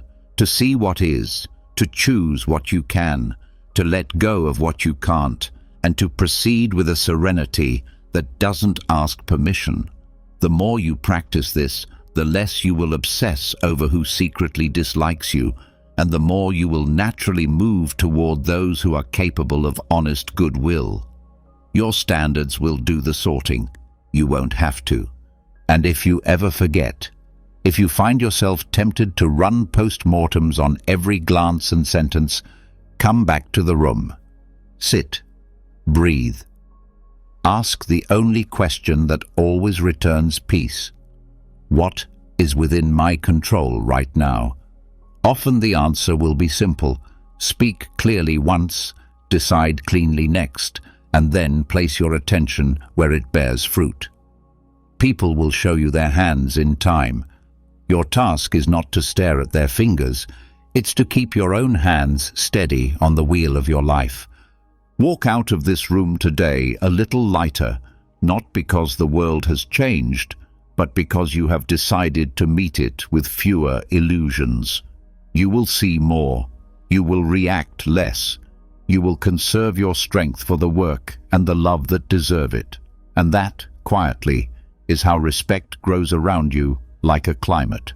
Not demanded, not dramatized, simply earned by the way you carry yourself and protected by the way you respond when the signs appear. You and I have been building something together, brick by early brick. We started by learning to speak with weight, to say the few words that made rooms quieter and people listen. Then we learned to see, to notice the tiny fractures in relationships, to respond with boundaries instead of bitterness. If you felt a shift after those 2 steps, calmer breath, cleaner posture, fewer knots in your shoulders, what you're noticing is the first taste of a deeper order. And order, sustained over time, is not an accident. It is a morning decision, repeated until your life begins to trust you. This is where we go next. Because now that your perception is sharper and your language has muscle, the question becomes, how do you start each day so that your standards don't dissolve under the first hot wind of urgency? The answer, as the old Stoics would tell you without ornament, is to govern the first hour, not worship it, govern it. If you take the handle of your morning, the rest of the day becomes a door that opens instead of a wall that resists. If you surrender your morning, the day becomes a negotiation you slowly lose. I want to hand you 5 morning secrets that tilt the odds, quietly, decisively, in your favor. They are not hacks, they are not glitter, they are practices of sovereignty. When you live them sincerely, they give you what looks from the outside like an unfair advantage. It's not unfair, it's uncommon. Most people wake up and lease their attention to strangers. You will wake up and take back the deed. Begin with what sounds like nothing and is actually everything. Start your day with silence, not an empty room you scroll through, but a deliberate emptiness you listen into. When you first wake, your mind is soft clay. If you press a headline into it, you will wear that imprint all day. If you press quiet into it, you give yourself the raw material for judgment. The Stoics wrote at dawn, not to be romantic, but to calibrate. Marcus Aurelius would sit with his tablet and talk himself into clarity. People will be opinionated, selfish, meddlesome. You will remain steady. Notice the honesty there. He didn't pray for an easy morning. He prepared for a human one. Your version can be even simpler. Sit on the edge of the bed, feet on the floor. 3 long breaths all the way into your ribs. No phone, no soundtrack. Feel your heart finding a pace that belongs to you. Then ask a single question quietly. What is within my power this morning? Write the answer down with a cheap pen, because cheap pens do not ask you to perform. The silence is not a void, it's a frame. It tells your nervous system, our inputs are chosen, not hurled at us. In 10 minutes of quiet, you gain what people spend hours chasing, the right to decide what matters next. From silence, the body asks to be included. And the second secret is the clean discipline of movement. Not to decorate yourself, not to keep score with a wearable, but to remind your animal you are its shepherd. Epictetus warned that philosophy is useless if the body is allowed to rule unchecked. When you move first thing, you reverse that rule. You are using motion as a line of code that tells your day, I do difficult things on purpose. Do not complicate this. Complexity is how avoidance wears a lab coat. 10 minutes of deliberate effort, push-ups, a brisk walk under a grey sky, a jump rope until your chest widens, teaches more philosophy than a shelf of quotes. The point is not to punish yourself, it is to practice command. When you teach your muscles to listen to your will before breakfast, your attention is more likely to listen to you at noon when a screen is begging. People ask, what's the best workout? The best one is the one you'll do without bargaining. Choose a minimum that is embarrassingly small when you're brave and entirely possible when you're tired. Then keep it. You are not building a beach body, you are building a trustworthy self. You'll notice a second-order gain the Stoics would appreciate. The body's movement rinses the mind. Stuck thoughts dislodge when the lungs work. Problems sort themselves into solvable and not solvable when your feet meet the pavement. You return to your desk not as a brain on a stick, but as an organism in alignment. Now that your breath is honest and your blood is awake, the third secret gives your day a spine. Reflection that becomes instruction. Most people journal like they are writing postcards to a future self who never reads them. Stoic journaling is different. It is an audit, a courtroom, a workshop. You are both witness and judge. Keep 3 short prompts. First, what did I do yesterday that honored my standards? This is not self-congratulation, it is data collection. If you can't name what you did well, you will repeat it by accident at best. Second, where did I fall below my standard? Write the fact without flinching or shaming. Shame is theater. Facts are hooks you can pull on. Third, what exactly will I do today to improve the shape by 1 degree? Not 12. 1. I will start the proposal by writing the problem statement before checking email. I will call the difficult client at 9:30 when my voice is calm. I will say no to one request that belongs to someone else's calendar. This is how you transform journaling from an aesthetic to a lever. Reflection without instruction is nostalgia. Instruction without reflection is arrogance. Combined, they become a motor, and because you wrote it with your hand, your brain flags it as a promise. Your day will present chances to keep or break it. Each time you keep it, you reinforce a phrase that changes lives. I am someone who does what they say.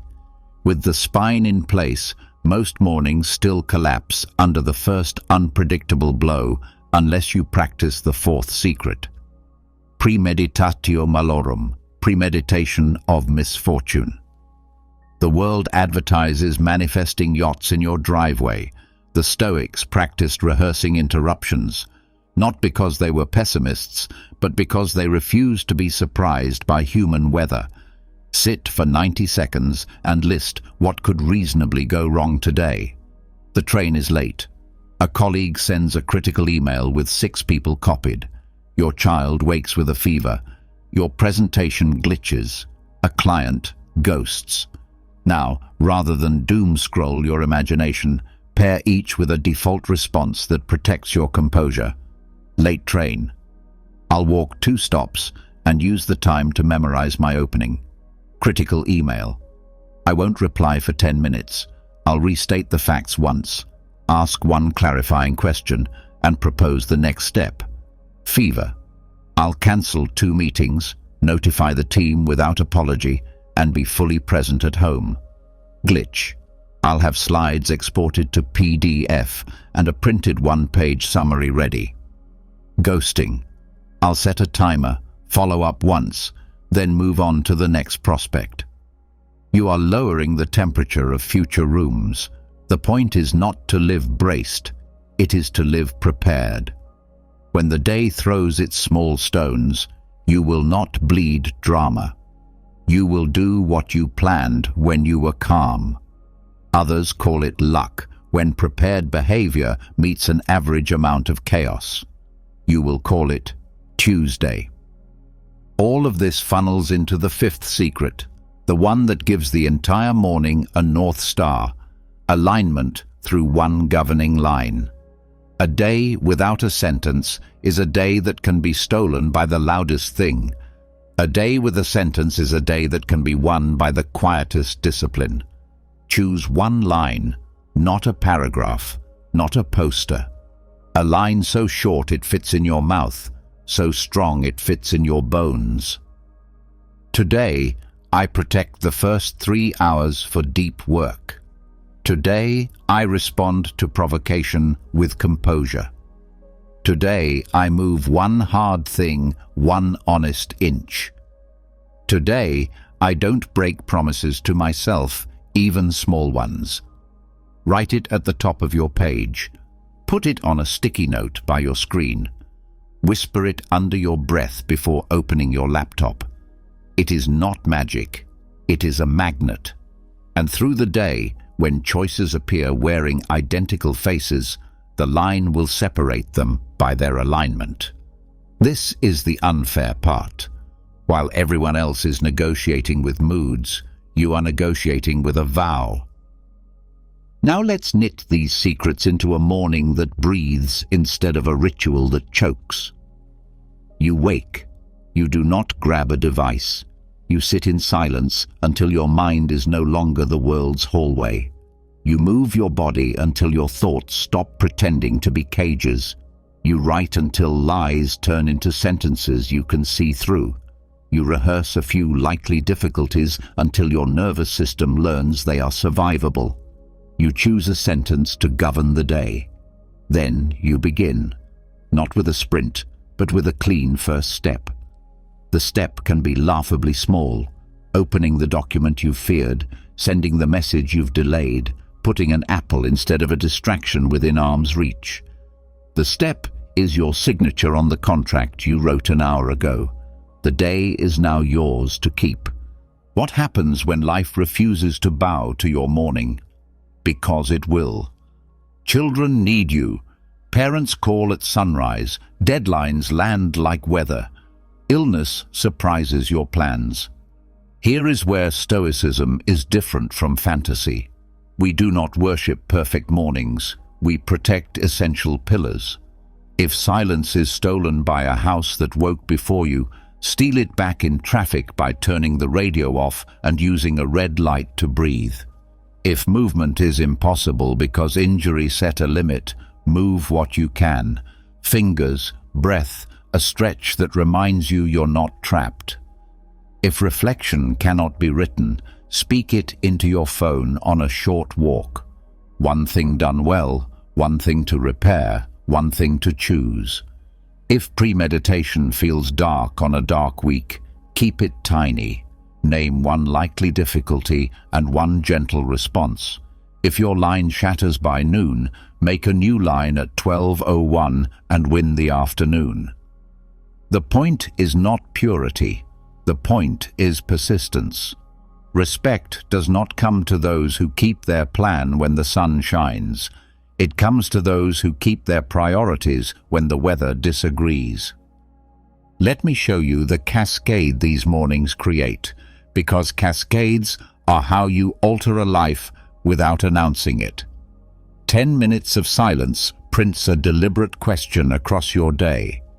What is within my power? That question makes you immune to a category of stress you used to swallow. 5 minutes of movement proves you can override comfort. That proof makes it easier to override the impulse to check your phone every time it grumbles. 3 sentences of reflection build a ledger of causes and effects. That ledger clarifies which efforts actually move your life forward. 90 seconds of premeditated difficulty immunize you to ambush. That immunity keeps your relationships cleaner because you stop pouring adrenaline into them. 1 line of alignment gives you a lever. That lever turns ordinary days into days that compound. Compounding is the secret you're really after. Most people believe unfair advantage lives in single spectacular events. Introductions, raises, luck. Stoics know the advantage lies in small, unglamorous repetitions that rewire your self-respect. You will begin to notice something that seems minor and is monumental. You stop breaking small promises to yourself. The coffee you said you'd skip, you skip. The message you said you'd send, you send. The 3 pages you said you'd write, you write. Each kept promise leaves a residue of trust inside you. At first, it's thin as dust. Then it becomes a film, then a glaze, then armor. You were not lacking motivation. You were lacking evidence that your word can be believed. Morning is where you manufacture that evidence on schedule. There will be a day when you do none of this. You'll open your eyes straight into a glowing rectangle and inhale someone else's mood. You'll skip the movement and call it rest when it was avoidance. You'll tell yourself you can reflect at night and then binge distraction until you can't remember what happened. You'll walk into trouble surprised by a problem that visits you weekly, and your line, the one you chose, will be broken by lunch. On that day, here is your instruction. Forgive fast and begin again before the day is over. Do not wait for a clean slate. Make one. The fastest way to prolong a ruined morning is to declare the whole day a loss. The fastest way to recover is to claim an afternoon. Stoicism is not a museum of perfect men. It is a workshop where imperfect people learn to restart without theatrics. I want you to feel what this looks like inside a real day. You wake and sit in quiet. The first sentence the mind throws at you is worried. Finances, a relationship, a project. You watch it pass without signing it. Like a paper slid across a table you do not need to autograph. 3 breaths. You ask what is within your power this morning, not this year. This morning. The mind answers with something plain. Write the proposal's first page. Text your brother back. Drink water before coffee. You stand. You do 20 squats beside the bed and half smile because you've never been the person who squats before sunrise. The body says, "Oh, we're doing it anyway." In the kitchen, water first, then the page.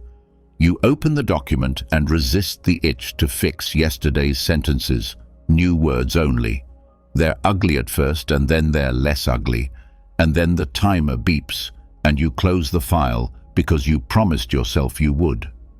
You jot down 3 lines. Yesterday I kept my boundary with that client. I snapped at someone I love. Today I'll apologize by noon and propose a fix. You spend 1 minute expecting difficulty. Power may flicker in the afternoon. The meeting could start late. Someone might question your numbers. You decide your response for each, calmly. Then you write your line for the day. I will protect deep work until 11:30 without negotiation. The phone stays in another room. You are half an hour in and the day is already arranged around a spine you set, not a hook someone else threw. Of course, someone will test your spine. That's ordinary. Your colleague pings you with "quick" at 9:05. Old you would answer out of reflex. Present you looks at the line at the top of your page and replies, I'm in deep work until 11:30. Send the context and I'll respond after. No apology, no excess. Watch what happens to your body as you do that. The old, low-grade panic. Will they be mad? Flares, and then cools because your morning has already rehearsed small storms. At 10:40, the power flickers. You close the laptop, pull out the printed one-page summary you made during yesterday's calm, and keep drafting on paper while the rest of the building scatters. The meeting starts late, and you smile internally because you budgeted for human time, not robotic time. Someone questions your numbers. You don't defend. You explain the model once, then ask what would change their mind and write it down for your afternoon block. By noon, you have kept 3 promises to yourself. Tiny ones. But your nervous system can now rest in the knowledge that you are not a liar to you. This is an advantage beyond charisma or luck. It is credibility with the person who steers your life. Unfair will show up to others as you, calm, in rooms where calm is rare. They'll think it's personality, it's morning laws. Your edge will not be loud. It will be the ability to do the right next action while others argue with the weather. It will be the patience to let a process finish instead of sprinting to start 3 new ones. It will be the quiet capacity to not take things personally when they are not personal. These are not gifts you were born with. They are skills you practice before the world is awake enough to stop you. Let me talk to that part of you that is tired, the part that has heard promises before and is wary of new ones. You do not need a 17-step miracle routine that collapses under a Tuesday. You need 5 stones set in a small circle that you walk through each morning until your life recognizes the path. The 5 stones are silence, movement, reflection, rehearsal, and alignment. If you miss one, step on the others. If you miss 2, step on the remaining. If you miss them all, step back on tomorrow. Do not make this holy. Make it habitual. Sacred things in Stoicism are not precious. They are repeatable. A good morning is not a performance. It is plumbing. It carries water to the places that need it and keeps waste from flowing into your kitchen. Do it well, and no one applauds. They simply notice your house doesn't smell like panic. There is one more layer, and it's the one that makes this all feel less like a discipline and more like a way of loving your life. Dedicate your morning to someone beyond yourself, not to impress them, to serve them. When you sit in silence, include their name in your question. What is within my power today that would make their day lighter? When you move, remember that a strong, calm body carries more than its own weight. It carries the tired child, the heavy box, the late-night talk. When you reflect, note where your words pierced when they could have guided. Repair. When you rehearse difficulty, include their likely storms and decide how you'll meet them with steadiness instead of contagion. When you choose your line, let it be one that shapes you into someone they can rely on. Service does not replace self-respect. It proves it. A morning that ends at you is a routine. A morning that exits through you into the world becomes a vocation. And when you slip, and you will, hold yourself the way a good teacher holds a promising student who missed a class, firm about standards, gentle about shame. You missed today. See you tomorrow. We continue. That sentence has rescued more lives than any grand speech, because transformation rarely arrives with trumpets. It arrives with the dull, faithful sound of feet walking the same short path at the start of each day. So here is your invitation, not for someday, but for the next sunrise you are allowed to witness. Before the world bids on your attention, bid on it yourself. Sit in silence long enough to hear your own question. Move your body until your mind stops pretending it is separate from it. Write 3 sentences that turn fog into choice. Expect the ordinary frictions and choose your response while your hands are still warm from exercise. Pick a single line and make it the day's oath. Then live like you meant it. Do this for 7 mornings, not to become a different person by the weekend, but to become more of the person you've been negotiating with for years. Do it for 30, and you will notice you are no longer surprised by yourself when you keep promises. Do it for 90, and people will ask you what changed. Resist the urge to give them a list. Tell them the truth in 1 sentence. I stopped letting chance shape my mornings. Then smile and sit down to another quiet hour where you will once again shape your life. The mirror will still reflect you, but now it will reflect decisions that make you proud in private. The calendar will still be crowded, but now its hours will be aligned around something stronger than urgency. The world will still behave like weather, but now you will behave like a lighthouse, fixed, deliberate, useful. And in a time where most people wake up as passengers, that is as close to an unfair advantage as we are allowed. Use it well. You and I have been building a staircase together, 1 deliberate step at a time. We started by learning to read people without bitterness. Then we rebuilt your mornings until they felt like a private victory before the world even woke up. If you've noticed the quiet changes, the steadier breath as you open your laptop, the way your hands no longer tremble when a difficult message arrives, the strange calm in your chest where panic used to live, that's not luck.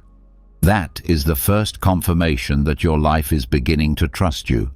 And when your own life starts trusting you, something powerful happens. You stop needing dramatic bursts of motivation. You start operating from standards. The Stoics would say you've begun to be governed by law, your law. Today, I want to take you deeper, beyond morning rituals and into the engine room that runs your entire day. The title sounds aggressive on purpose because I need to awaken that part of you that is tired of bargaining with yourself. 9 habits that make you dangerously disciplined. Dangerous not to others, but to the parts of you that have profited from your hesitation. Dangerous to apathy. Dangerous to the version of you that only moves when watched. Dangerous, most of all, to the idea that your future is optional. Discipline in the Stoic tradition is not about grimacing your way through misery. It's about freeing yourself from mood so you can do what matters when it matters. Every day, especially on the days you don't feel like it. These 9 habits will not make your life easier. They will make you stronger. There is a difference. The first is a wish. The second is a decision. The first habit is the one that decides the rest. Choose your first act the night before and keep it without negotiation. Not your first dozen tasks. 1 act. You decide after dinner, when your mind is still relatively clear, what tomorrow's opening move will be. It might be to sit at your desk at 6:30 and write the first ugly paragraph of the proposal. It might be to lace your shoes and walk 3 laps around the block before the sun rises. It might be to send the difficult apology you've been postponing. You write it down on a small card and place it where your hand will touch it in the morning. Then you go to bed with the calm of someone who knows what dawn is for. When you wake, you don't negotiate with weather, with mood, with headlines, with other people's urgency. You keep the appointment you made with yourself the night before. This single-kept promise is small in length and enormous in consequence. Why? Because it teaches your nervous system a new rule. We move first, feelings follow. Every time you keep that first act, you weaken the old neural pathway that equated comfort with safety. Your day begins on your terms. And if you miss, you don't write a confession. You start immediately at the next available minute. Stoicism doesn't ask you to be flawless. It demands that you begin again without theatrics. That's the dangerous part, your ability to restart faster than you spiral. From that first kept act, we move to what looks like a simple productivity tactic and is actually a moral stance. The one thing rule for deep work.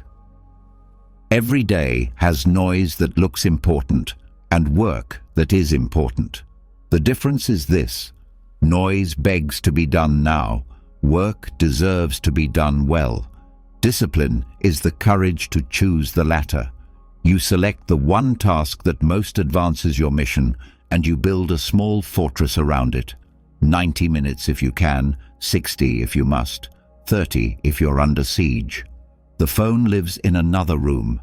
Notifications are off, physically off. You shut the door if there is one, and you shut your eyes to the imagined reactions of other people if there isn't. Then you disappear into the real thing, building, writing, designing, learning, rehearsing, solving. The mind will rebel because the mind is addicted to small wins. It wants to clear inboxes, not to construct cathedrals. Breathe through the itch. The first 10 minutes are the toll. The focus that follows is tax-free. Do this every weekday for a month and watch what happens. Projects that used to linger become momentum. You stop performing productivity and start accumulating finished things that cannot be argued with. And here is the Stoic core. You are practicing justice toward your future self. You are giving them an inheritance of completed, valuable work instead of a garage full of half-built schemes. The world may never know the fortress you built around your craft, but it will feel the force of the work that walked out of it. Discipline is not just about doing, it is about designing. That is why the third habit is what I call friction engineering, altering your environment so that your future choices are almost decided in advance. Most people try to overpower their environment. The disciplined quietly rearrange it. If your mornings collapse into scrolling, the phone sleeps in another room with a cheap alarm clock on your nightstand. If you intend to train, your shoes wait by the door and your clothes are set out like a contract. If you want to write before work, your document is already open with a sentence waiting for you to finish. You remove one step of friction between you and the right behavior, and you add one step of friction between you and the wrong one. Put sweets on the top shelf behind a box that makes noise when moved. Put fruit in the front of the refrigerator in a glass bowl that catches your eye. Hide the game controller in a bin with the winter coats. Leave a book face down on the kitchen table so your evening defaults to reading. This is not childish. It is wise. The Stoics spoke of living in accordance with nature. Part of your nature is that you are a creature of convenience. Don't hate that truth. Harness it. Every tiny environmental tweak is a shepherd's staff guiding your future self away from cliffs. Stack enough of these staffs and you stop arguing with yourself all day. You simply flow into the right actions because the path has been lowered on purpose. You engineered a life that carries you when your motivation takes a sick day. The fourth habit sounds like paperwork and feels like power. Visible agreements with yourself. Most people keep their promises in their head. That is where promises go to die. Write your standards where your eyes live. A weekly card on your desk that lists 5 non-negotiables. I begin the day before the world touches my phone. I complete 1 honest block of deep work. I train my body briefly but with presence. I end the day with a 10-minute audit. I do not gossip. These are not tasks to check. They are laws to live. And laws need courts. so you install one. At the end of the day, you mark yes or no next to each law without debate. No paragraphs, no excuses, a mark. Then you total your score for the week and you do the only math that matters. Did I keep my word more often than I broke it? If the answer is yes, you celebrate by telling no one and simply continuing. If the answer is no, you remove one ambition from your list rather than adding 3 new ones. That is discipline, reducing the load until you can carry it every day. This visible agreement creates something precious and rare, self-trust that compounds. You stop playing calendar theater. Your plans begin to predict your reality, and that is when life gets eerie in the best way. You write, finish chapter 2 on Wednesday morning, and Wednesday morning you finish chapter 2. Not because the universe rearranged itself, but because you did. The 5th habit is emotional armor built in peacetime. Premeditatio malorum, the rehearsal of predictable difficulties and the selection of your response while you are still calm. People call this pessimism. The Stoics called it preparation. Before the meeting, you anticipate the question that always derails you, and you script the answer you'll give, simple and factual, with no defensive salt. Before the commute, you accept that traffic will stretch your patience and decide that today it will be your university for breathing. Before you open social media, you remind yourself that strangers' opinions do not govern your standards, and you limit your time with a tiny timer to prove it. This is emotional jujitsu. You are not trying to stop the punch. You are deciding how you will absorb it and redirect it before it lands. Your nervous system loves this because bodies hate ambushes more than they hate effort. When the hard thing arrives and you act the way you practiced, a quiet pride blooms inside you. I did not become a smaller person because the moment was loud. That pride, repeated, is discipline's favorite food. The 6th habit looks like a social skill and is actually spiritual hygiene, clean boundaries spoken early and simply. The undisciplined life is a life that says yes to everything and wonders where its time went.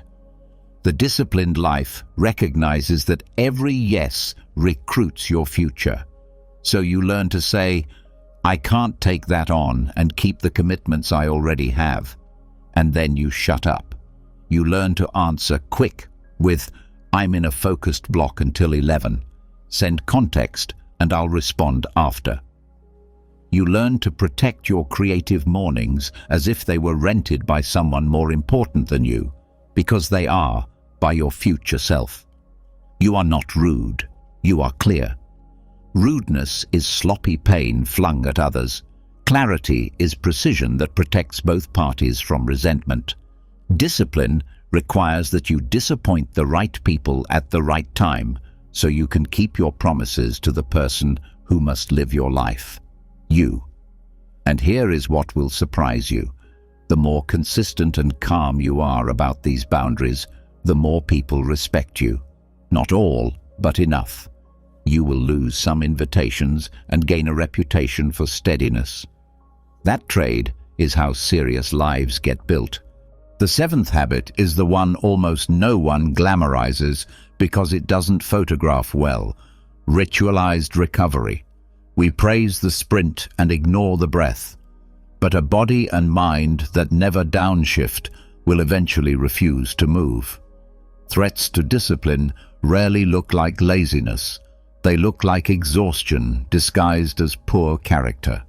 Your job is to make restoration so structured that it becomes another act of discipline, not an escape from it. Choose a shutdown time and defend it like a morning. Dim light.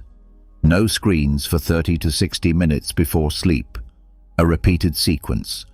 Tidy the space you'll meet in tomorrow. Lay out your first act's materials. Write your 10-minute audit. Stretch your back. Read a page of something older than your grandparents. Sleep in a cool, dark cave. Wake at a consistent hour. This is boring in the way shipbuilding is boring. The boredom is the point. You are constructing the vessel that carries your ambition. As your sleep becomes less negotiable, your days become less fragile. The world will still be loud. You will simply be strong enough to hear it without shaking. The eighth habit is the quiet metronome that keeps the orchestra honest, the weekly review. 1 hour, same time, same place, without the drama of a new app every month. You list your roles, self, partner or parent, friend, craft, body, finances, community, and write one truth under each. What moved forward, what stalled, and what one action will create momentum next week. You scan your calendar to ensure the one thing block exists every day, even if it's shorter on some days, and you schedule it before anything else is allowed to live there. You look at your visible agreements and adjust only when you must. You delete a commitment you cannot honor with excellence. You add nothing shiny. The review is where you trade fantasy for fidelity. The Stoics would love this hour because it refuses to let wishes masquerade as plans. Over time, this rhythm tunes your life. You stop waking up surprised by your own obligations. You stop promising that the next season will be different. You make this season different by releasing one illusion per week and replacing it with one structure. Dangerous discipline is not a mood that you ride. It is a rhythm that you keep. The ninth habit is the one that prevents discipline from turning into vanity. Aim your discipline at service. Power without purpose is posturing. Power with purpose is medicine. Ask each morning and in each weekly review, who benefits when I keep my standards? A client whose chaos will be calmed by your preparation.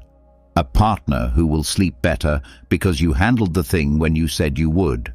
A younger version of you who didn't have anyone model steadiness. A stranger who will never know your name but will be helped by your work.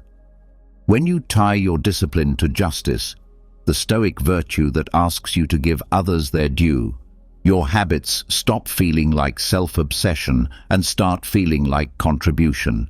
This shift is not sentimental. It is strategic.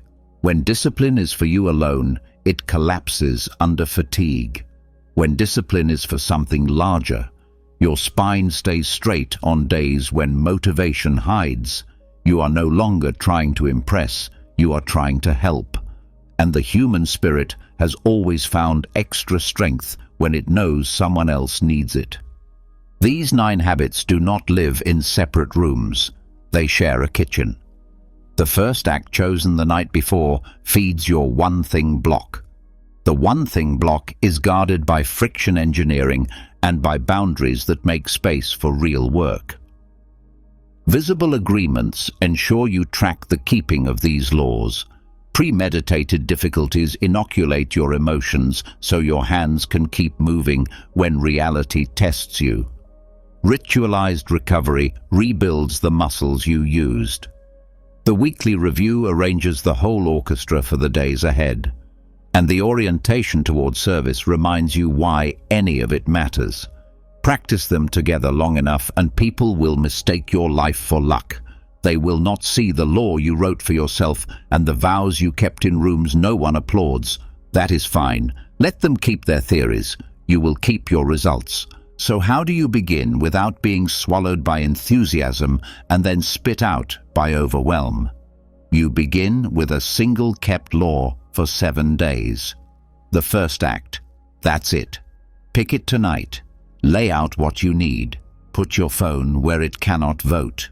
Wake, keep, mark a quiet yes. On day 2, do it again. On day 3, keep it ugly if you must. On day 4, you will want to negotiate. Do not. On day 5, you will feel the stirrings of belief. Do not celebrate. Just keep. On day 6, life will attack. Win the afternoon if you lose the morning. On day 7, sit with your small string of yeses and notice the feeling you rarely let yourself feel because you never trusted it would last. Relief. Relief that you are not a liar to yourself. Relief that discipline is not a mountain. It is a step you are willing to take while no one is watching. Next week, add the one thing block and nothing else. The week after, add friction engineering, then boundaries, then visible agreements, then rehearsal, then recovery, then review, then service. Stack them like stones you can step on, not like a wall that collapses on you. You are not auditioning for a role called disciplined person. You are becoming someone whose disciplines are light enough to carry and heavy enough to matter. No one can do this for you. Everyone in your future will feel the difference when you do. Come back with me for a moment to that image we've returned to so often. The inner room, the chair by the window, the light moving across the floor as the day unfolds. Picture those 9 habits as 9 anchors fastened discreetly beneath the surface. The wind still blows, the tide still rises, boats still race past, and storms still blacken the sky. But your vessel does not drift. It turns when you decide to turn. It moves when you choose to move. It rests when the work is done. That steadiness is what people will call dangerous, because it makes you difficult to manipulate and impossible to derail with trivialities. You become, piece by modest piece, a person who does not need permission to live by standards. If you forget, if you fall, if you disappear into an old week and wake up nauseous with regret, do not perform a tragedy. Perform a return. One kept first act, tomorrow. That is how every disciplined life is rescued, from the small end, not the loud one. In a world addicted to declarations, you will become known for something rarer: follow-through. And the beautiful thing about follow-through is that it doesn't need to be announced. It is felt in the projects finished, in the bodies carried, in the relationships steadied, in the nights that end with a clean conscience. 9 habits. Not to make you rigid, but to make you reliable. Not to make you admired, but to make you useful. Not to make you famous, but to make you free. Start tonight. Choose the first act. Then live tomorrow as if your standards were not negotiable, because they aren't. And when someone asks you a month from now what changed, tell them the only sentence that matters: I stopped letting my feelings decide who I am. Then get back to work. The world can wait 5 seconds for your answer. Your life cannot. You and I have been laying rails in the dark for a while now. Mornings that make you steady, boundaries that make you clear, habits that make you reliable even when no one is watching. If you've been practicing, you've felt it. The quiet confidence that appears when your day starts to obey you. But there's a deeper turning we haven't finished yet, because no matter how carefully you arrange your schedule, if your thoughts are a crowd, noisy, anxious, contradictory, your life will keep tripping over itself. The Stoics would say it simply: the external disorder you're battling is a mirror of the internal disorder you're tolerating. So today, we go to the source. We're going to build, patiently and precisely, the mental architecture that makes a disciplined life feel not just possible, but inevitable. This is not a productivity tutorial dressed in a toga. I'm not going to hand you 20 hacks and tell you the ocean will part. I'm going to hand you a small set of governing practices, simple to describe, powerful when repeated, that organize your thoughts so your thoughts stop organizing you. When the mind becomes orderly, presence grows heavy in your voice. Decisions lose their static. Relationships stop living in a courtroom. Work begins to flow like a river over clean stone. And you, finally, can stop managing crises you created unconsciously and start managing the life you chose. That's what I mean by build yourself. Not a costume, a structure. Let's begin where Stoicism always begins, with reality on paper. The first practice is the plainest and most radical. Turn thoughts into objects. Most people don't think, they ruminate. They replay half-remembered sentences. They audition outcomes that never occur. They stack what-ifs until their mind is a precarious tower. Thinking feels exhausting, not because thought is hard, but because storage is heavy. Your head is a bad warehouse. You cannot file, search, or triage there. Marcus Aurelius didn't trust his memory with his philosophy. He wrote, "Not for the world, for himself." You need the same humility. Each morning, before the world touches you, sit with a cheap pen and a page that has no audience. Dump the raw material, the worries trying to rent space, the fragments of ideas, the obligations hiding in the corners. Don't edit, don't decorate, empty. Then and only then you begin to think. Draw lines through what is untrue. Circle what is yours to decide. Underline what is simply loud. Give each thought a verb. Not, "The launch scares me," but "I will ship a small version on Friday and learn." Not, "They don't respect me," but "I will state my boundary once and move on." Not, "I'm behind," but "I will finish the next ugly inch by noon." Writing does not make life easier. It makes it visible.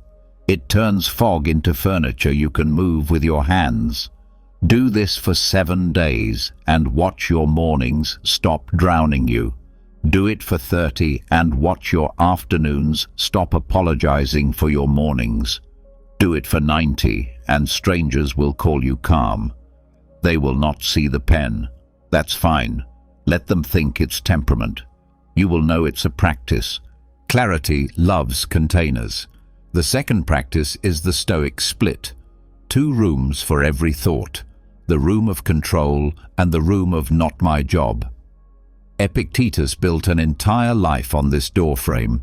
Some things are up to us and some are not. Anxiety is often a failure of categorization. You're scrubbing windows in a house you don't own. When a worry arrives, you ask, with ruthless kindness, "Which room is this?"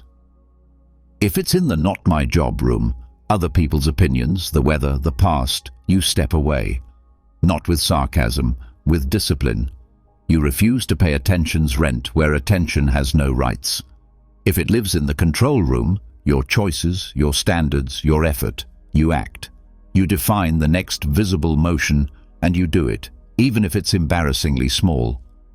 This split does not numb you, it frees you. The mind calms when it knows what to ignore and what to do. You cannot organize what you won't own, and you cannot stop touching what you secretly want to control. So be blunt with yourself, label hard, then leave other people's rooms clean and dark. Now a deeper refinement, organizing not just by control, but by character. The third practice is to sort your tasks under virtues, not categories. Most planning dies in logistics. You stack meetings under work, errands under life, exercise under health. It looks tidy and it feels empty. The Stoic mind moves differently. It sorts by who you're becoming. Courage, temperance, justice, wisdom. Old words that become new when they hold your day. That email you're avoiding. Courage. The budget you keep postponing. Wisdom. The apology you owe. Justice. The glass of water before coffee. Temperance. When you organize by virtue, you rescue tasks from boredom and return them to meaning. The why stops being a poster and becomes a lever. You don't just schedule exercise, you train temperance at 7 a.m. You don't just follow up, you practice justice to your future client at 3 p.m. This is how ordinary tasks begin to shape extraordinary character. You assign them to the muscles they build. If you stopped here, writing, splitting by control, sorting by virtue, your life would already feel lighter. But there is a persistent thief that picks pockets in organized homes, open loops. The mind will not rest while it suspects you have forgotten a promise. So we install a nightly audit, the fourth practice, the day's courtroom without cruelty. 10 quiet minutes. 3 questions that do not negotiate. First, where did I live my standards today? Write 1 sentence you're allowed to be proud of. You need to see yourself doing well, or your mind will hoard shame. Second, where did I fall? Write a fact, not a melodrama. I broke my morning rule and let my phone speak first. Third, what will I do differently tomorrow in 1 step? Not 10 vows, 1 adjustment. Phone in the kitchen. Paper on the pillow. Then you close the book and you are done. You are not your performance. You are your commitment to adjust. That permission to course correct without spectacle is the hinge between a life that grows and a life that becomes a museum of guilt. The 5th practice is a lens you carry into every hour. Turn impressions into inspections. Epictetus warned that the first reaction is not the judge, it is the witness. The mind throws up an impression. He disrespected me. This will fail. I can't handle this. And if you grant it authority, it writes your day. Organized thought slows the moment down. You ask, is it true? Is it useful? Is it mine to act on? If the answer to the first 2 is no, you let it pass. If the answer to the third is yes, you translate the feeling into emotion. Instead of, I'm overwhelmed, which instructs nothing, you say, I will clear the desk, write the 3-line summary, and begin the first paragraph. Feelings are weather. You are the builder. Inspections keep your hands on wood and nails, not on clouds. Order needs oxygen. The 6th practice is the architecture of attention. Protect 1 deep block and distribute your shallow tasks on purpose. Thought cannot organize itself in a hallway where everyone is shouting. Choose the same 60 to 90-minute window each weekday and defend it with an almost comical seriousness. No phone in the room. A written goal for the block. A cheap timer. Then descend. The work you place here is the work that moves the story forward. Writing, designing, solving, rehearsing, learning. Everything else, email, forms, calendar Tetris, gets 2 or 3 small chorales later in the day. This is not snobbery, it's physics. Brains switch slowly. Attention frays with each switch. You are organizing not just your tasks, but the neurochemical state required for them. After 2 weeks, you will notice a feeling you may not have met since childhood. Absorption.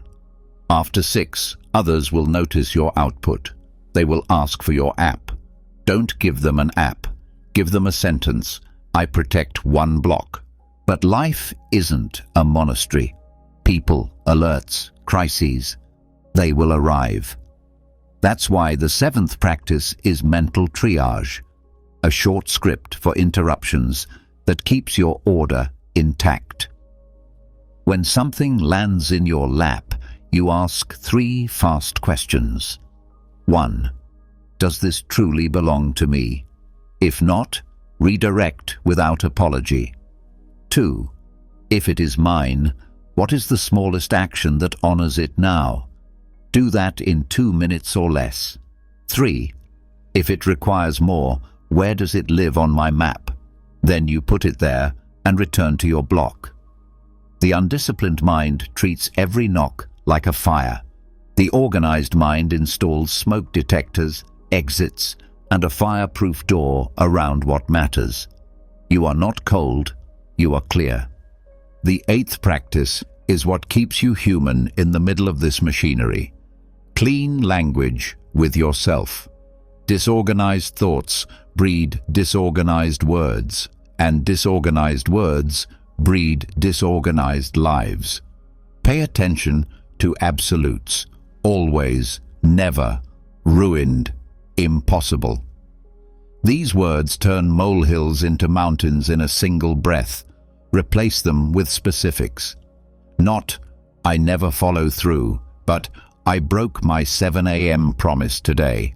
Not, this is ruined, but this draft needs 2 hours of tightening. Praise yourself specifically too. Vague self-love is just as useless as vague self-loathing. I noticed the urge to check my phone and I chose the page. That sentence teaches your nervous system what rightness felt like. Your inner dialogue is not decoration, it is code. You are programming a mind that will either misfile everything or place things where you can find them when it counts. The ninth practice is premeditatio malorum for cognition, anticipating the exact thought traps that derail you and building counter habits in advance. You already know your patterns. Perhaps you catastrophize when a plan shifts. Perhaps you crumble under imagined judgment. Perhaps you get lost in perfectionism's polite paralysis. Don't wait for the trap to spring. Name it on paper, write the sentence it always says, and prepare the answer you will give next time. When I feel the urge to perfect, I will ship the rough version by 3 p.m., then schedule a refinement block. When I imagine their criticism, I will ask for one specific piece of feedback and ignore the rest. When plans change, I will restate my one line for the day and win the next hour. You are not trying to live without weather. You are learning where the shore curves and how to sail it. All of this scaffolding requires what the Stoics considered a virtue as practical as it is profound. Temperance. The 10th practice is limit design, gentle constraints that make order easier than chaos. You decide how many decisions you will make about food each week, 2 planned meals repeated, how many social platforms you will inhabit, 1 or none on weekdays, how many commitments you will carry this season, 3 major, 2 minor. You make your wardrobe less theatrical. You buy the same pen. You reduce the number of inboxes that can shout your name. This isn't ascetic pride, it's bandwidth conservation. The mind organizes best when it isn't constantly choosing between 10 flavors of essentially the same thing. Constraints are not prisons. They are rails. Trains don't resent rails. There is a point in every transformation where the work threatens to become performance, tidy systems, pretty spreads, the aesthetic of structure. The Stoic test is brutally simple. Does your order make you more useful? The 11th practice is service orientation. Tie each organized thought to a human outcome. Your deep block will ship value that helps someone breathe. Your boundary will produce reliability that someone can plan around. Your clear self-talk will spare someone the shrapnel of your self-contempt. Order, without service, calcifies into control. Service makes order elastic, generous, strong. You are not building a museum. You are building a workshop that feeds a city.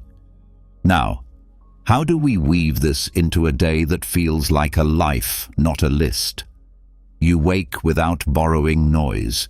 You sit with paper and pour the clutter until your mind is light enough to aim. You place each thought in its room, then in its virtue.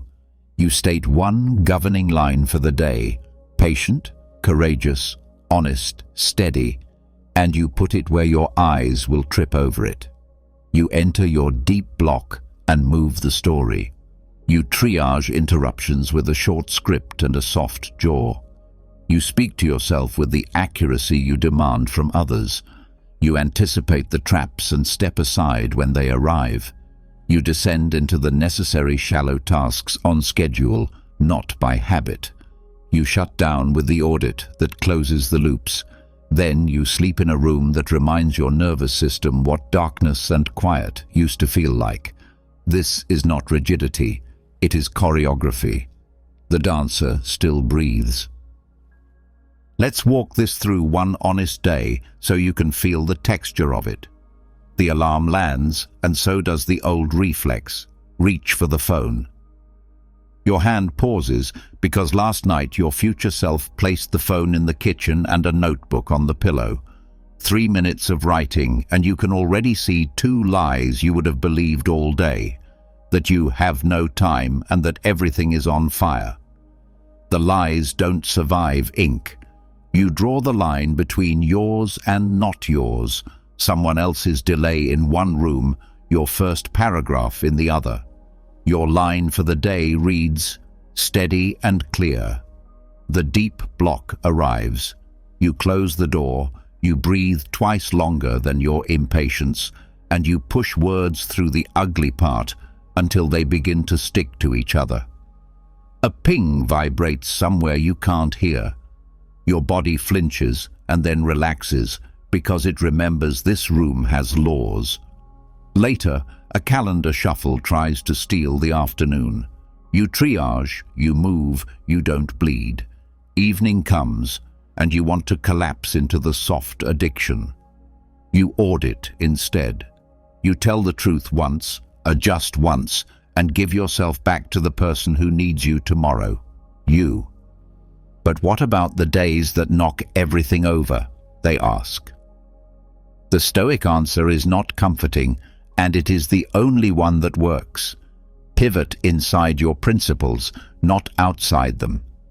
If illness visits, your line becomes care with presence. If grief arrives, your deep block becomes tears and phone calls and paperwork done bravely. If catastrophe lands, your categories tighten, not loosen. Yours and not yours become survival. Virtues carry you like beams carry a roof in a storm. You won't stay on track. You'll keep a single flame lit in the wind because you practiced lighting it every morning when the air was still. There's a final layer only you can apply: meaning. Organization is scaffolding. Hope is the house. Why are you doing this? To become impressive? You'll quit. To be safe? Life refuses that contract. To look calm? The performance will crack.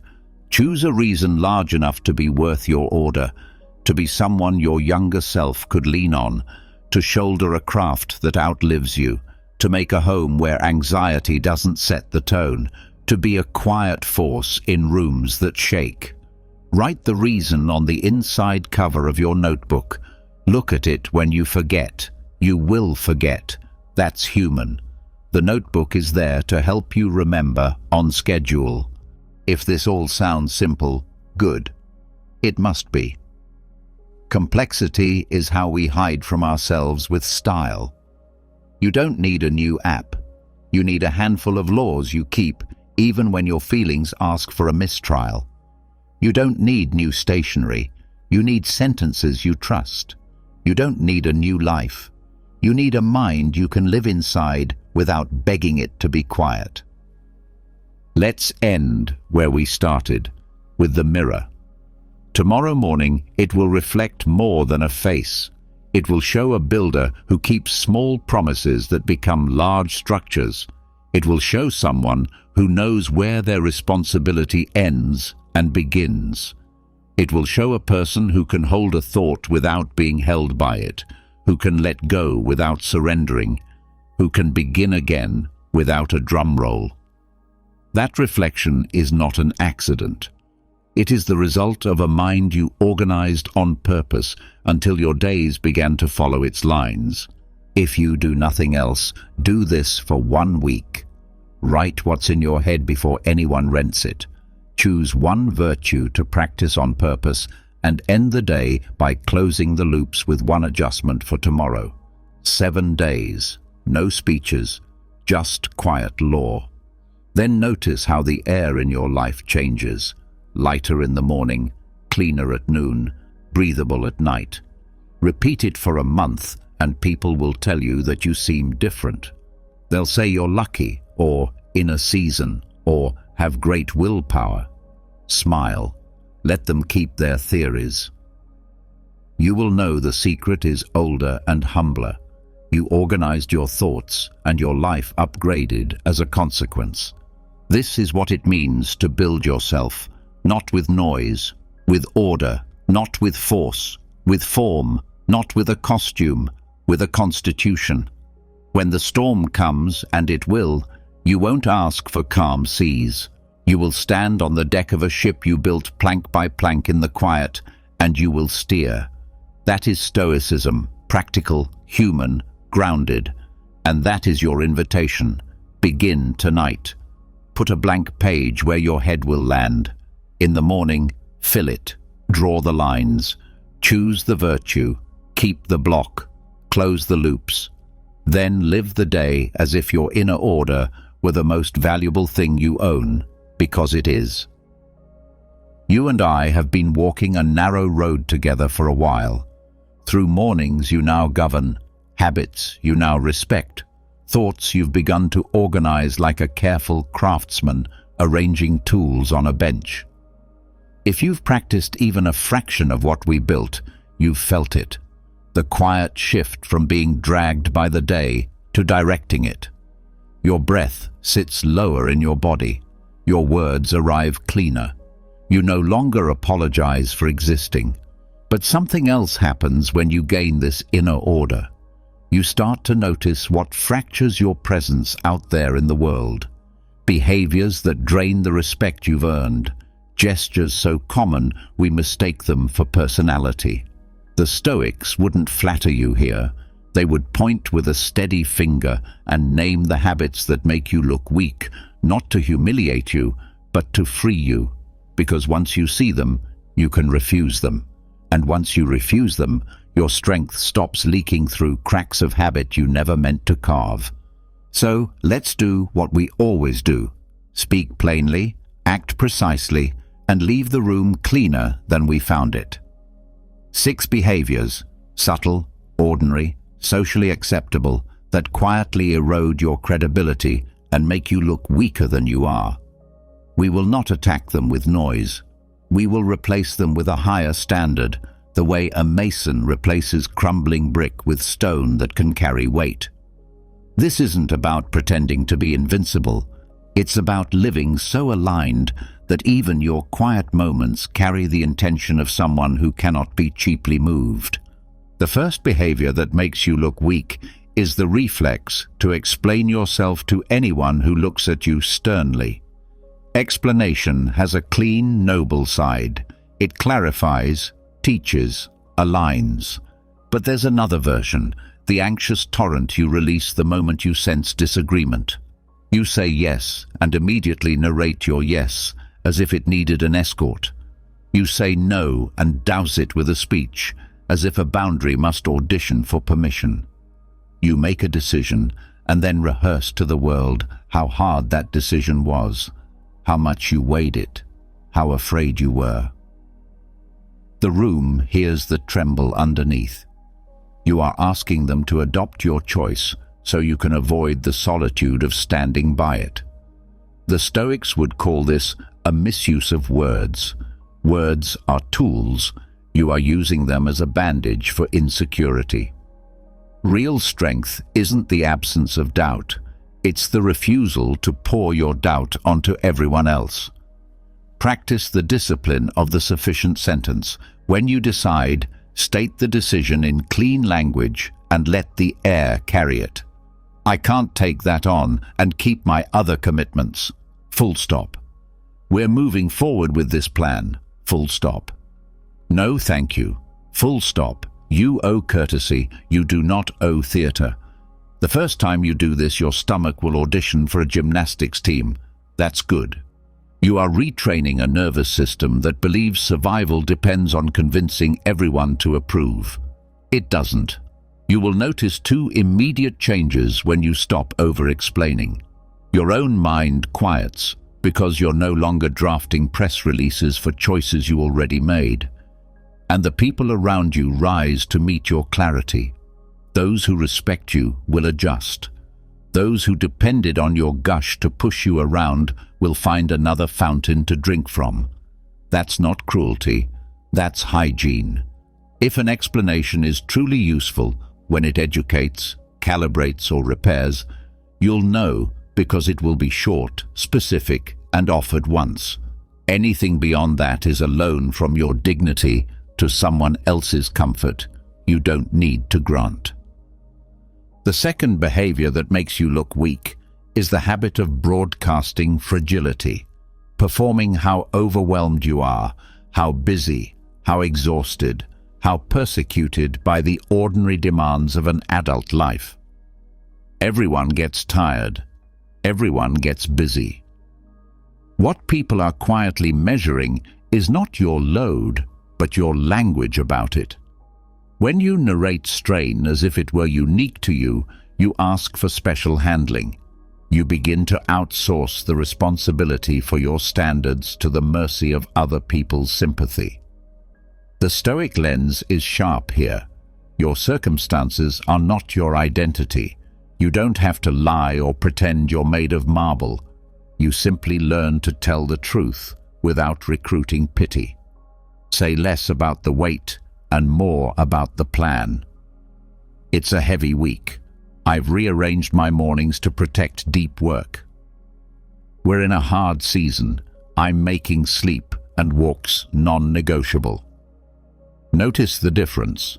You're not advertising strain as a badge, you're demonstrating stewardship. Broadcasting fragility also shows up as dramatized deadlines. You show up late and tell a saga. You blow past your word and deliver an elegy.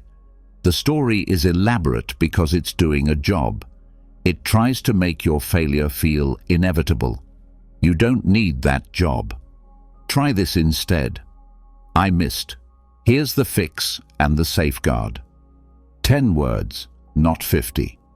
Weakness asks for indulgence. Strength asks for responsibility. There is a second, quieter form of broadcasting fragility, the constant apology for existing. Sorry, quick question.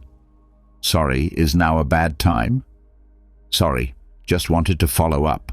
Politeness is honorable. Preemptive self-erasure is not. Replace sorry with thank you where it belongs. Thank you for your time. Thank you for the update. Or with nothing at all. Your sentence can live without a bow. You will feel a small rebellion in your chest when you first remove these verbal curtsies. Keep going. You're not taking up more space. You're taking up your space appropriately. Those who need you to shrink were never looking for collaboration. They were looking for compliance. The third behavior that makes you look weak is the refusal to let silence stand.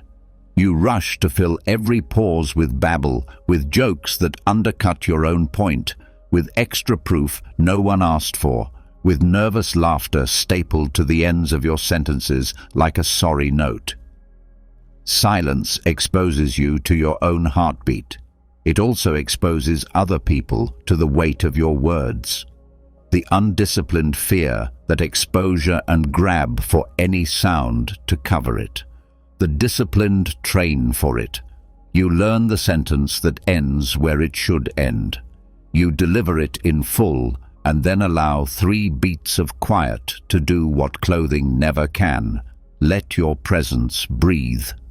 In negotiation, silence is a staircase you invite the other party to step down before you decide how far you'll move. In leadership, silence is the final punctuation that frees your team to process their roles without having to fight your anxiety. In relationships, silence is the space where comprehension happens. It prevents you from talking someone into agreeing with what they haven't understood. There is a further layer, the habit of over-promising inside silence. People fear the breath after "I can deliver by Thursday," so they keep talking until they've volunteered for Monday. The Stoic practice here is to speak once and then respect your own period. If someone needs more, they will ask. If they don't, you kept your scope intact. To build comfort with silence, train alone. Read a paragraph aloud and end on the period. Close your mouth. Let your body experience that nothing terrible happens when you don't perform the encore. Do this in small rooms so you can do it in big ones. When you carry silence calmly, you project what you actually are building, control over yourself. People call that confidence. It is better than confidence. It is credibility. The fourth behavior that makes you look weak is negotiating your boundaries after you've set them. You say, "I don't talk about colleagues who aren't here," and then 5 minutes later, you join the dissection. You say, "I train at 7," and then you become a ghost in your own gym the moment a text pings with glitter. You say, "I can't make that deadline if we add 3 more features," and then you deliver at 3 in the morning because you were afraid of disappointing an appetite that grows by feeding. Boundaries don't fail because they're unpopular. They fail because you design them as wishes instead of rules. A boundary is a law you pass inside your city, not a suggestion you submit to the crowd. The Stoics took pride not in stubbornness, but in consistency. The world learned what to expect from them because they learned what to expect from themselves. To rebuild this, stop crowdsourcing your number. Write your few non-negotiables as if your future depends on them, because it does. Tie each to a value, not a vibe. I don't work past 8 because my presence at home isn't a luxury. It's my justice to my family. I don't accept meetings in my deep block because wisdom is something I owe my craft. I don't answer gossip because temperance guards my mouth. Then practice the most challenging part. Let other people have their feelings. They are allowed to be annoyed that your standards have teeth. They are allowed to prefer the previous version of you who was easier to move. You are allowed to hold steady and be kind at the same time. Hold steady means you repeat your line calmly once and continue. Be kind means you don't weaponize your boundary as a moral crown. You wear it as your responsibility. Every time you keep a line you drew, your reputation with yourself strengthens. Every time you redraw it to accommodate urgency you didn't create, you issue a memo to your nervous system that your word is negotiable. That is the real loss, not the missed meeting, not the unhappy co-worker, the erosion of self-trust. You matter too much to keep paying that price. The fifth behavior that makes you look weak is building your identity on reaction instead of principle. You live as a thermostat wired to other people's moods. If they're cold, you heat up. If they're heated, you cool down. If someone treats you with indifference, you become a megaphone for your own worth. If someone treats you with awe, you shrink to avoid their imagined envy. This looks like empathy on the surface. It's not. It's a subtle form of people-pleasing that can wear saintly clothes. The Stoic remedy is to replace reactivity with orientation. Before you enter a room, choose the virtue that will govern you there. In this meeting, I will practice justice. I'll elevate facts over personalities. At dinner, I will practice presence. My phone is not a guest. With this client, I will practice courage. I'll say what will help, not what will be applauded. These pre-decisions turn rooms from weather systems into arenas where you train. The effect on your presence is immediate. People feel the stability. They may test it. That's human. calm, repeated principle outlasts every test.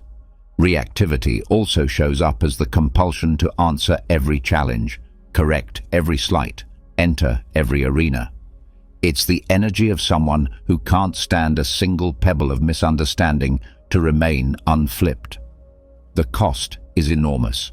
You abandon your mission to manage perception. Choose your fights in advance. Choose them by mission, not by mood. If a correction will materially improve the work, make it once. If it will simply improve your image, let the stone lie. A strong person can carry a pocketful of pebbles of being misunderstood without dumping them onto the floor of every room. In time, your outcomes will exonerate you better than your mouth ever could. The sixth behavior that makes you look weak is performing strength instead of practicing it. You create an image of hardness, a refusal to feel, a disdain for need, a sermon against rest, a sarcasm that keeps tenderness from getting near the places you're afraid to be seen. It reads as edge. It's actually fear. The Stoics were not statues. They felt. They simply refused to let their feelings draft their choices. Anyone can bark, "I don't care," while scrolling to see who noticed their silence. It takes a different kind of backbone to admit, "That hurt," and then choose your behavior by standards anyway. Practiced strength is boring on the surface and unstoppable underneath. It looks like you keeping the promise you made to your craft on a day when no one is watching. It looks like you making the apology you owe without rehearsing their response in your head and weaponizing it later. It looks like you taking rest as seriously as work, not because you're fragile, but because you plan to be formidable for a long time. It looks like you asking for help with clarity. "This is the specific piece I need," instead of vague signals that make others guess your heart. Projected strength will always need a larger audience to survive. Practice strength can work in silence for years and still move mountains when the door finally opens. Now, how do you transform these behaviors without turning your life into a theater of self-improvement? The answer is what we've been doing all along. Make small vows and keep them. Choose one conversation this week where you will answer with the sufficient sentence and stop talking. Choose one moment of stress where you will name the weight once and then describe your plan instead of your pain. Choose one meeting where your period ends and you let the silence do some work for you. Choose one boundary and let it live long enough to irritate someone who expected access to your old version. Choose one room and decide your governing virtue before you enter. Choose one action of practiced strength you will keep when no one can see the keeping. That's it. 6 choices, 1 each. Not for the world, for your reputation with yourself. Let me show you what this looks like inside a day that will test you, because the day always tests you. You wake with the usual friction, the hand that wants the phone, the mind that wants to announce the chaos of the week. You sit anyway. You write a single line that sounds like law. "Today I practice steadiness over spectacle." You enter the first call and someone pushes your timeline casually, like they're rearranging furniture in your house. The old reflex winds up, the justification, the story. You answer with the sufficient sentence, "We can deliver by Friday with the current scope." Changing scope moves delivery to Wednesday next week. Silence. You let it stand. They shift in their chair. You do not. The next room is a hallway where 2 colleagues begin to peel apart a third whose name is absent. Your boundary speaks before habit can grab a soft chair. "I don't talk about teammates who aren't here. What do you need from me directly?" They smirk. You breathe. You exit intact. Later, a message hits your chest sideways. Someone misunderstands your contribution and praises loudly the person who arrived last. Old, you would open a courtroom in your head and call witnesses. Present you chooses one pebble to carry and returns to the task that will, in a week, make the truth too heavy to ignore. You train at 7 even though you'd rather narrate your fatigue. You keep the set. You eat quietly. You call the person you love and say the one sentence that fixes what you broke yesterday, not the paragraph that proves how tortured you feel. You go to sleep without scrolling for validation. You close your day with the audit, where you stood, where you slipped, what you will do tomorrow differently by one small inch. You turn out the light. This is not glamorous. It is sovereign. People will notice, not immediately. Gradually, then all at once. They will notice that you don't pour your anxiety into their ears. They will notice that your no doesn't come with an essay. They will notice that your yes arrives with reliability. They will notice that in rooms where others fracture into performance, you become simpler, clearer, quieter, the way a mountain makes a valley hush without trying. Some will be drawn to that gravity.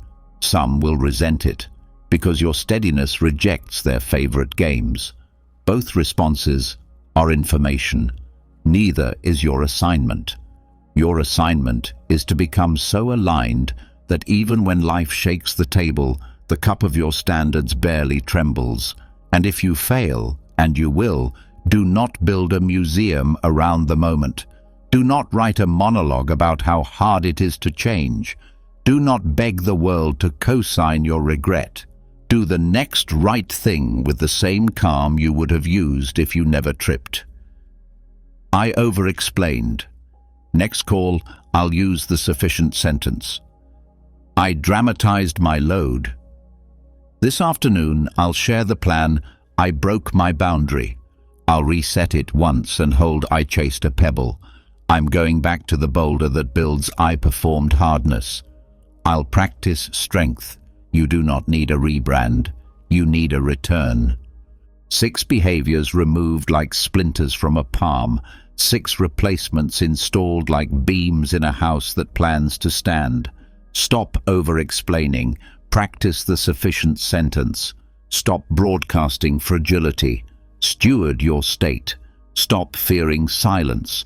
Let your period be a wall that holds. Stop redrawing your boundaries. Treat them like law. Stop living in reaction. Walk into rooms on purpose. Stop performing hardness. Practice steady strength in private. This is not about looking strong so people treat you better.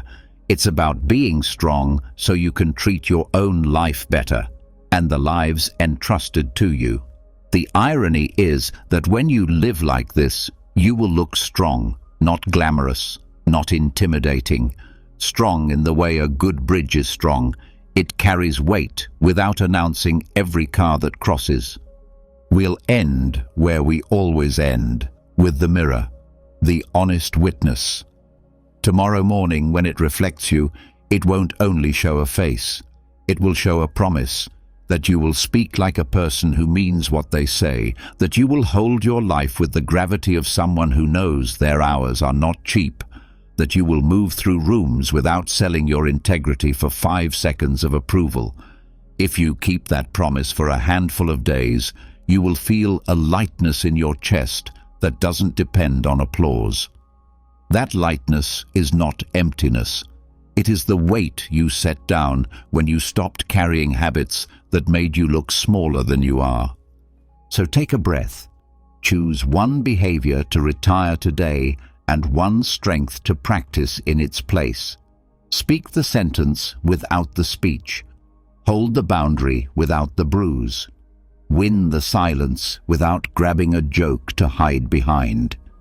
Then, go do something useful, quietly. That is Stoicism. That is wisdom. That is how you stop looking weak in a world that confuses volume with power and start living with the kind of strength that doesn't need to announce itself to be believed. You and I have been walking this road long enough for you to feel the difference. How a day changes when your standards wake up before your excuses do. how a room quiets when you decide to speak in sentences instead of apologies, how your life begins to obey you when your thoughts are no longer a crowd. In the last script, we stripped away the behaviors that made you look weak. You saw how over-explaining, redrawing boundaries, and performing strength leaked your authority by the teaspoon. You began to practice sufficiency, steadiness, and clean language. If you kept even a sliver of that work, you noticed something subtle. People started listening differently, not because you shouted, because your presence thickened. The Stoics would nod here and say, "Good." Now make that quiet deliberate. Today, I want to hand you something that doesn't glitter, but changes the temperature of every space you enter.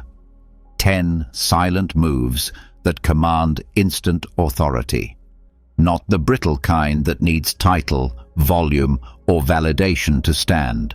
The kind that settles in the body, clarifies the eyes, slows the breath, and makes words heavier when they finally arrive. These moves aren't tricks. They are silent agreements you make with yourself, standards you keep in private, so that public moments no longer require performance. As we walk through them, don't hunt for hacks. Listen for vows.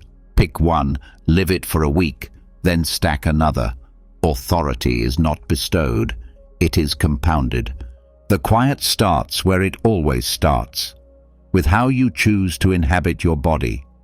You've seen it before, and you didn't need a lecture to identify it. The person who enters a room as if they belong to themselves. Their spine isn't rigid, it's aligned.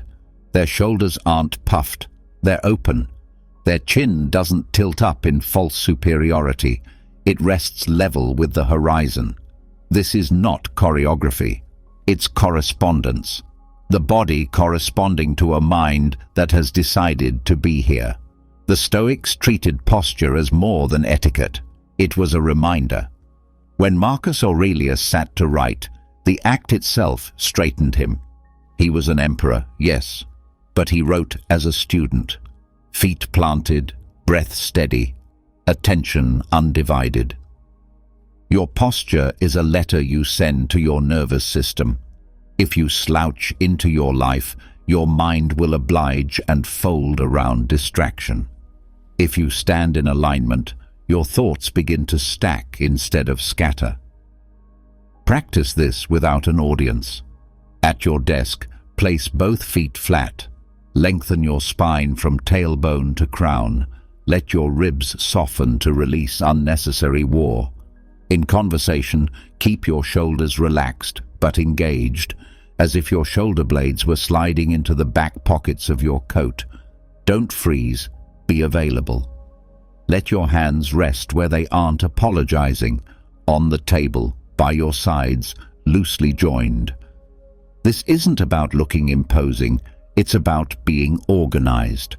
The quiet confidence of good posture does not say, "Look at me." It says, "I'm here, and I will carry this moment with care." That message lands before any syllable does. People will not know why they trust you more. They will only feel that the scaffolding of your presence can carry weight. Once the body is anchored, your eyes become the front door to your authority. There is a way to meet a gaze that doesn't grasp and doesn't flee. You've likely been on both sides of the mistake. The stare that tries to dominate and the glance that keeps escaping like a loose bird. Neither builds trust. The Stoic phrase, "hold fast to what is," can be lived with your eyes.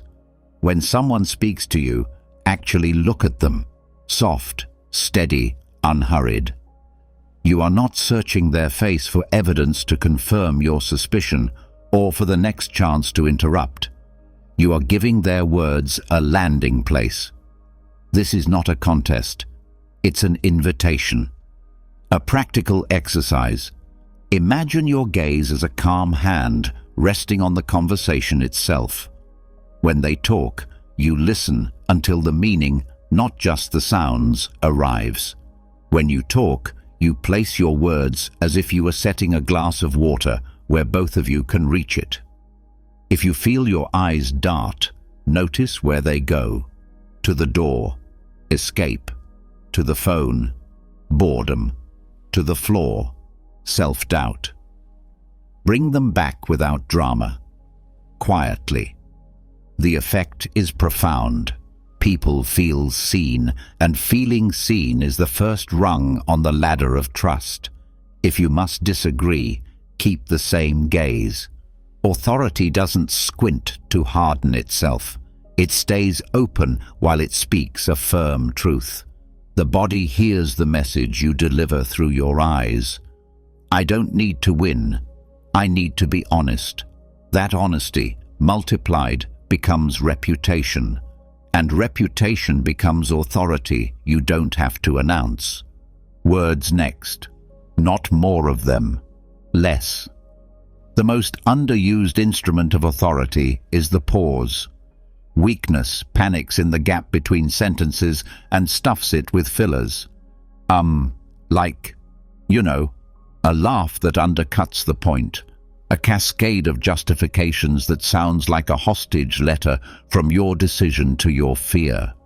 Strength ends a sentence where it should end and lets the period be a wall that can hold. The Stoics wrote in language that weathered centuries because they refused to dress thoughts in costumes. Say the thing, then let it land. At first, the silence will feel like a room you forgot to furnish. Your chest might rush you to fill it. Breathe. Authority and oxygen share a rhythm. A sentence worth hearing requires space around it. That space communicates three truths without a word.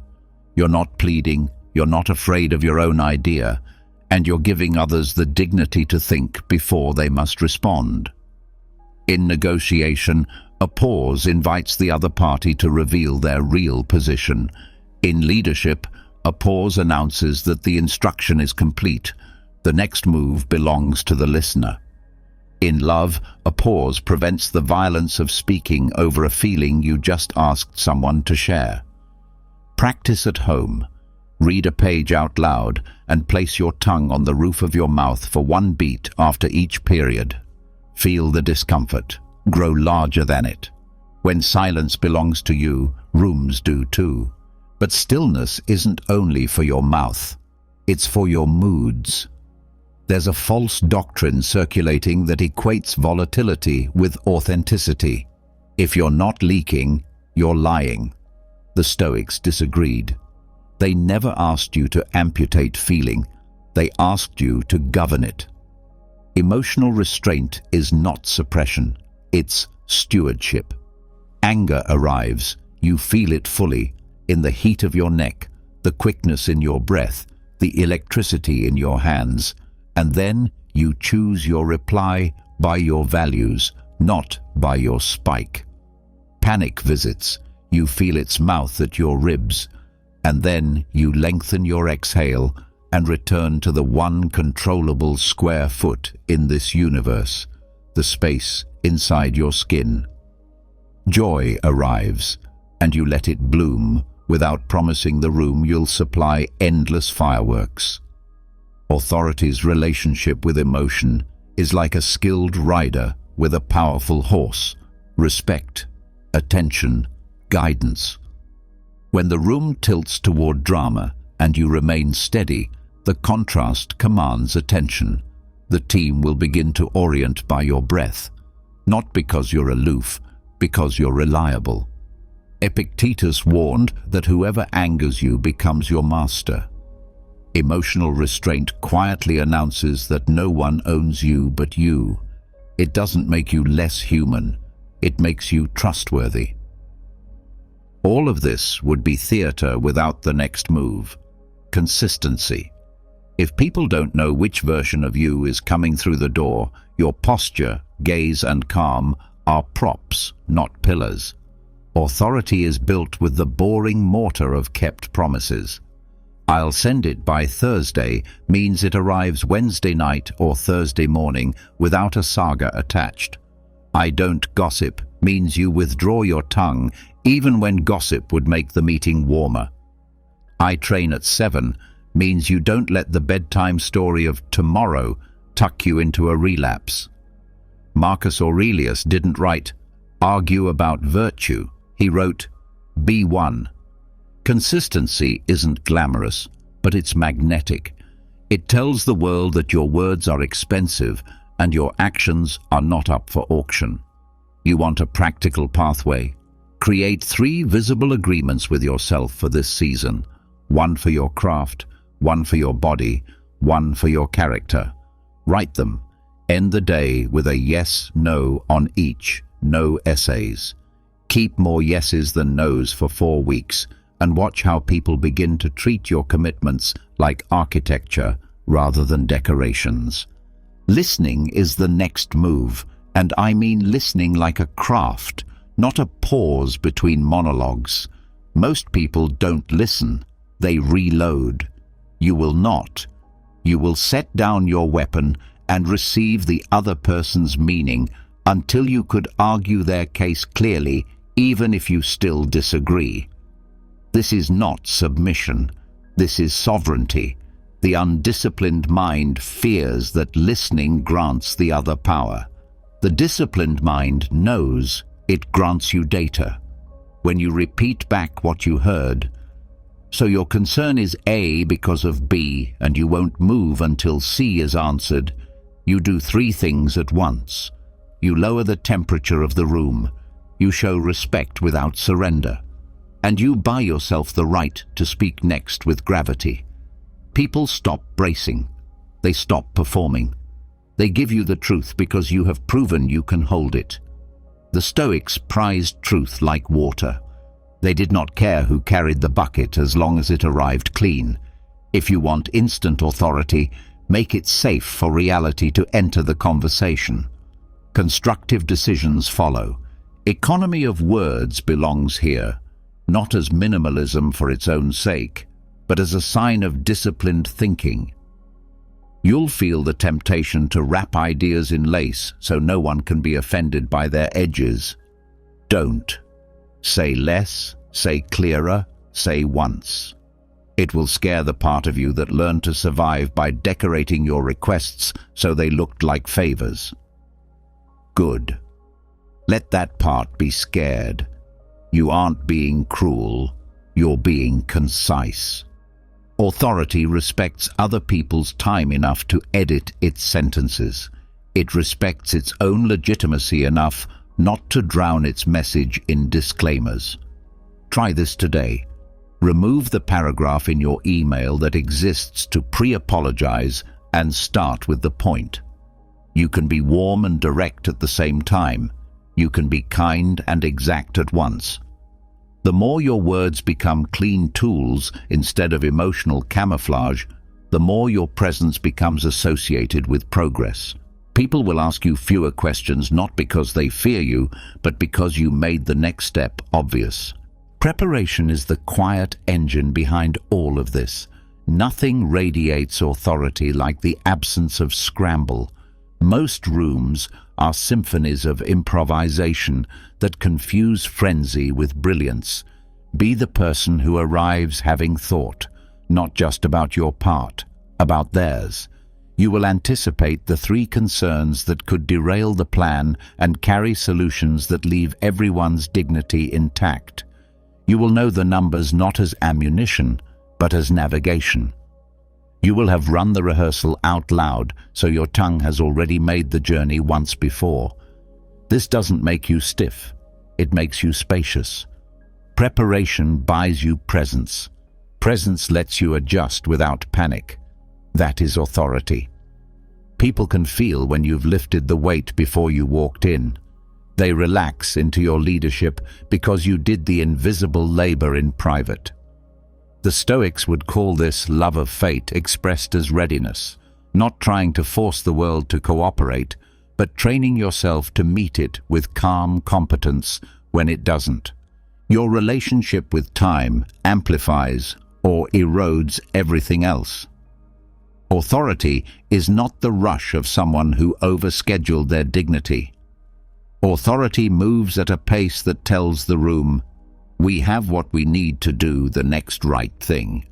You show up when you said you would, because lateness declares your priorities with a megaphone. But you don't pace the hallway when a meeting starts late. You use those minutes to breathe, to refine your opening, to remind yourself of your governing line for the day. Under pressure, you don't speed up your voice to prove you understand urgency. You slow your articulation so decisions can stand on something sturdier than adrenaline. This is not slowness for show, it's cadence as leadership. The paradox is that by refusing to be rushed by time, you often help everyone move faster toward what matters. The Stoics taught attention to the present moment not as spirituality, but as strategy. You can only steer from here. Wear a watch if it helps. Use timers. Keep time visible. Then let your manner tell the truth. You own your minutes. They don't own you. All of this culminates in the move you cannot fake. Self-respect. Authority is downstream of the way you privately hold your life. If you treat your body like a dumpster for your stress, your boundaries like optional stickers, your sleep like a charity you donate to when convenient, your inner voice like an abusive manager, then no suit, script, or strategy will permanently add weight to your presence. People are exquisitely tuned to congruence. They can't articulate it, but they can feel when the external doesn't match the internal. The Stoics insisted on this alignment. Live in such a way that your reputation with yourself would impress you even if the world never sees the ledger. That means a handful of quiet practices that act like rebar in your life, choosing your first honest action the night before and keeping it, protecting one block of deep work from the teeth of distraction. Telling the truth once instead of shopping for the audience that will approve it. Ending your day with a 10-minute audit that closes loops without flogging you. Guarding your presence from gossip, cheap outrage, and the addiction to being right in rooms where being useful matters more. Self-respect is not an aesthetic, it's a daily law. Keep it, and you won't need to demand respect. You will become someone for whom respect is the natural response. Now, let's stitch these 10 moves into the fabric of a day so you can feel them working in sequence. You wake, and the first groggy impulse reaches for the phone. It isn't there. Last night's version of you, who respected you enough to plan for your morning weakness, left a notebook on the pillow instead. You sit, feet flat, spine long, shoulders easy, posture first, mind follows. You write one line to govern the day, steady and clear. You shower and dress not to impress, but to match your standard. Simple, clean, intentional. You step into the first meeting and a challenge arrives early. You meet eyes, not as a dare, but as an anchor. You say what needs saying and end where the period belongs. Silence.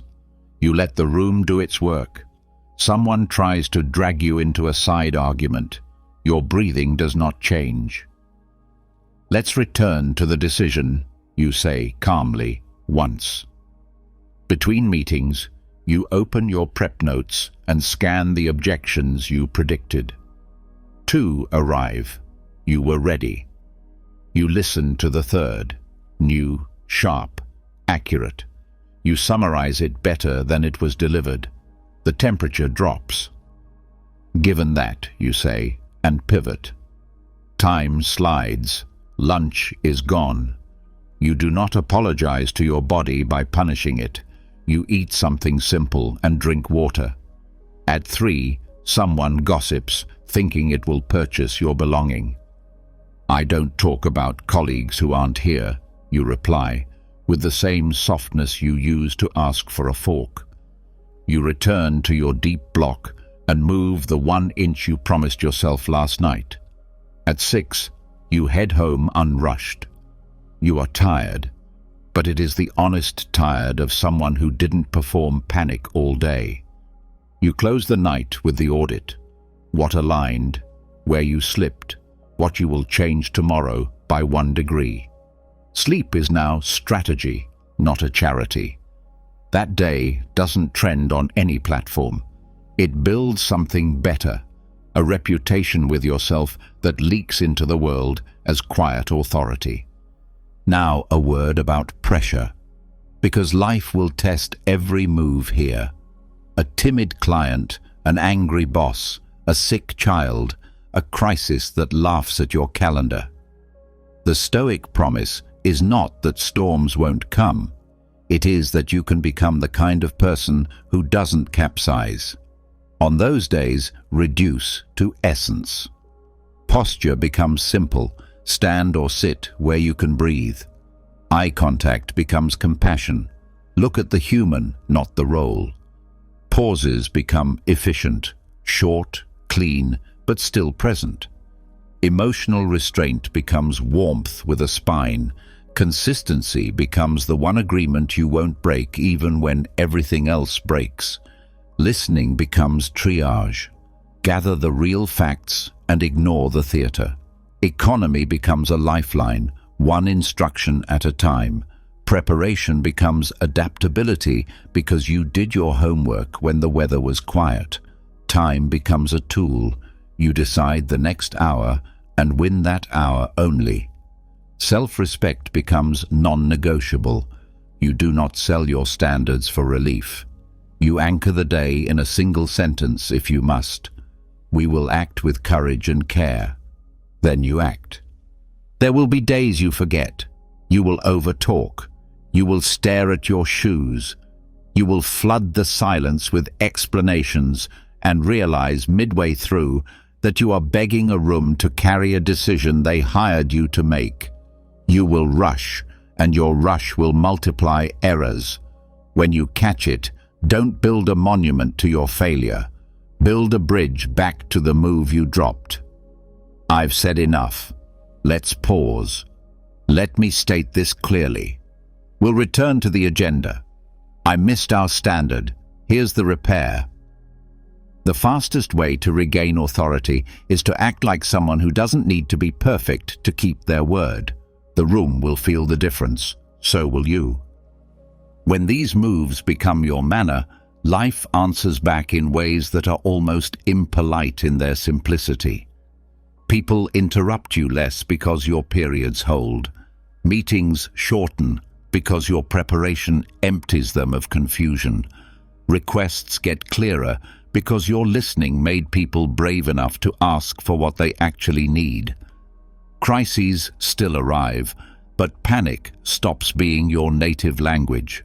Promotions, opportunities, and invitations will show up, yes, but more important than any of that is the peace that takes root in your chest. The quiet internal sentence, I can trust myself in rooms that used to scare me. Before we close, let me offer you a short field guide you can carry in your pocket, not as a list to memorize, but as a small set of reminders to touch when you step into a room. Inhabit your body first, meet eyes like a human, end at the period and let the air work. Choose breath over display when the heat rises. Keep your word until it keeps you. Listen like it's your job. Cut your sentences until they cut cleanly. Prepare until presence is cheap. Set the pace with manners, not drama.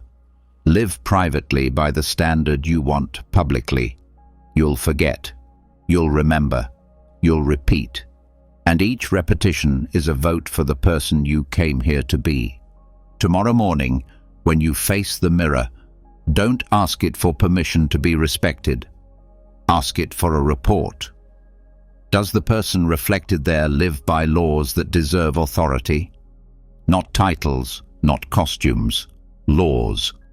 If the answer is not yet, good. You have time and you have a path. Choose one move. Practice it quietly until it becomes unremarkable. Then add another. Stack 10 quiet laws inside your life until your presence does what microphones fail at. It makes people listen because you've become someone worth hearing. That is Stoicism. That is wisdom. And that is how, in a world addicted to noise, you will command authority without raising your voice.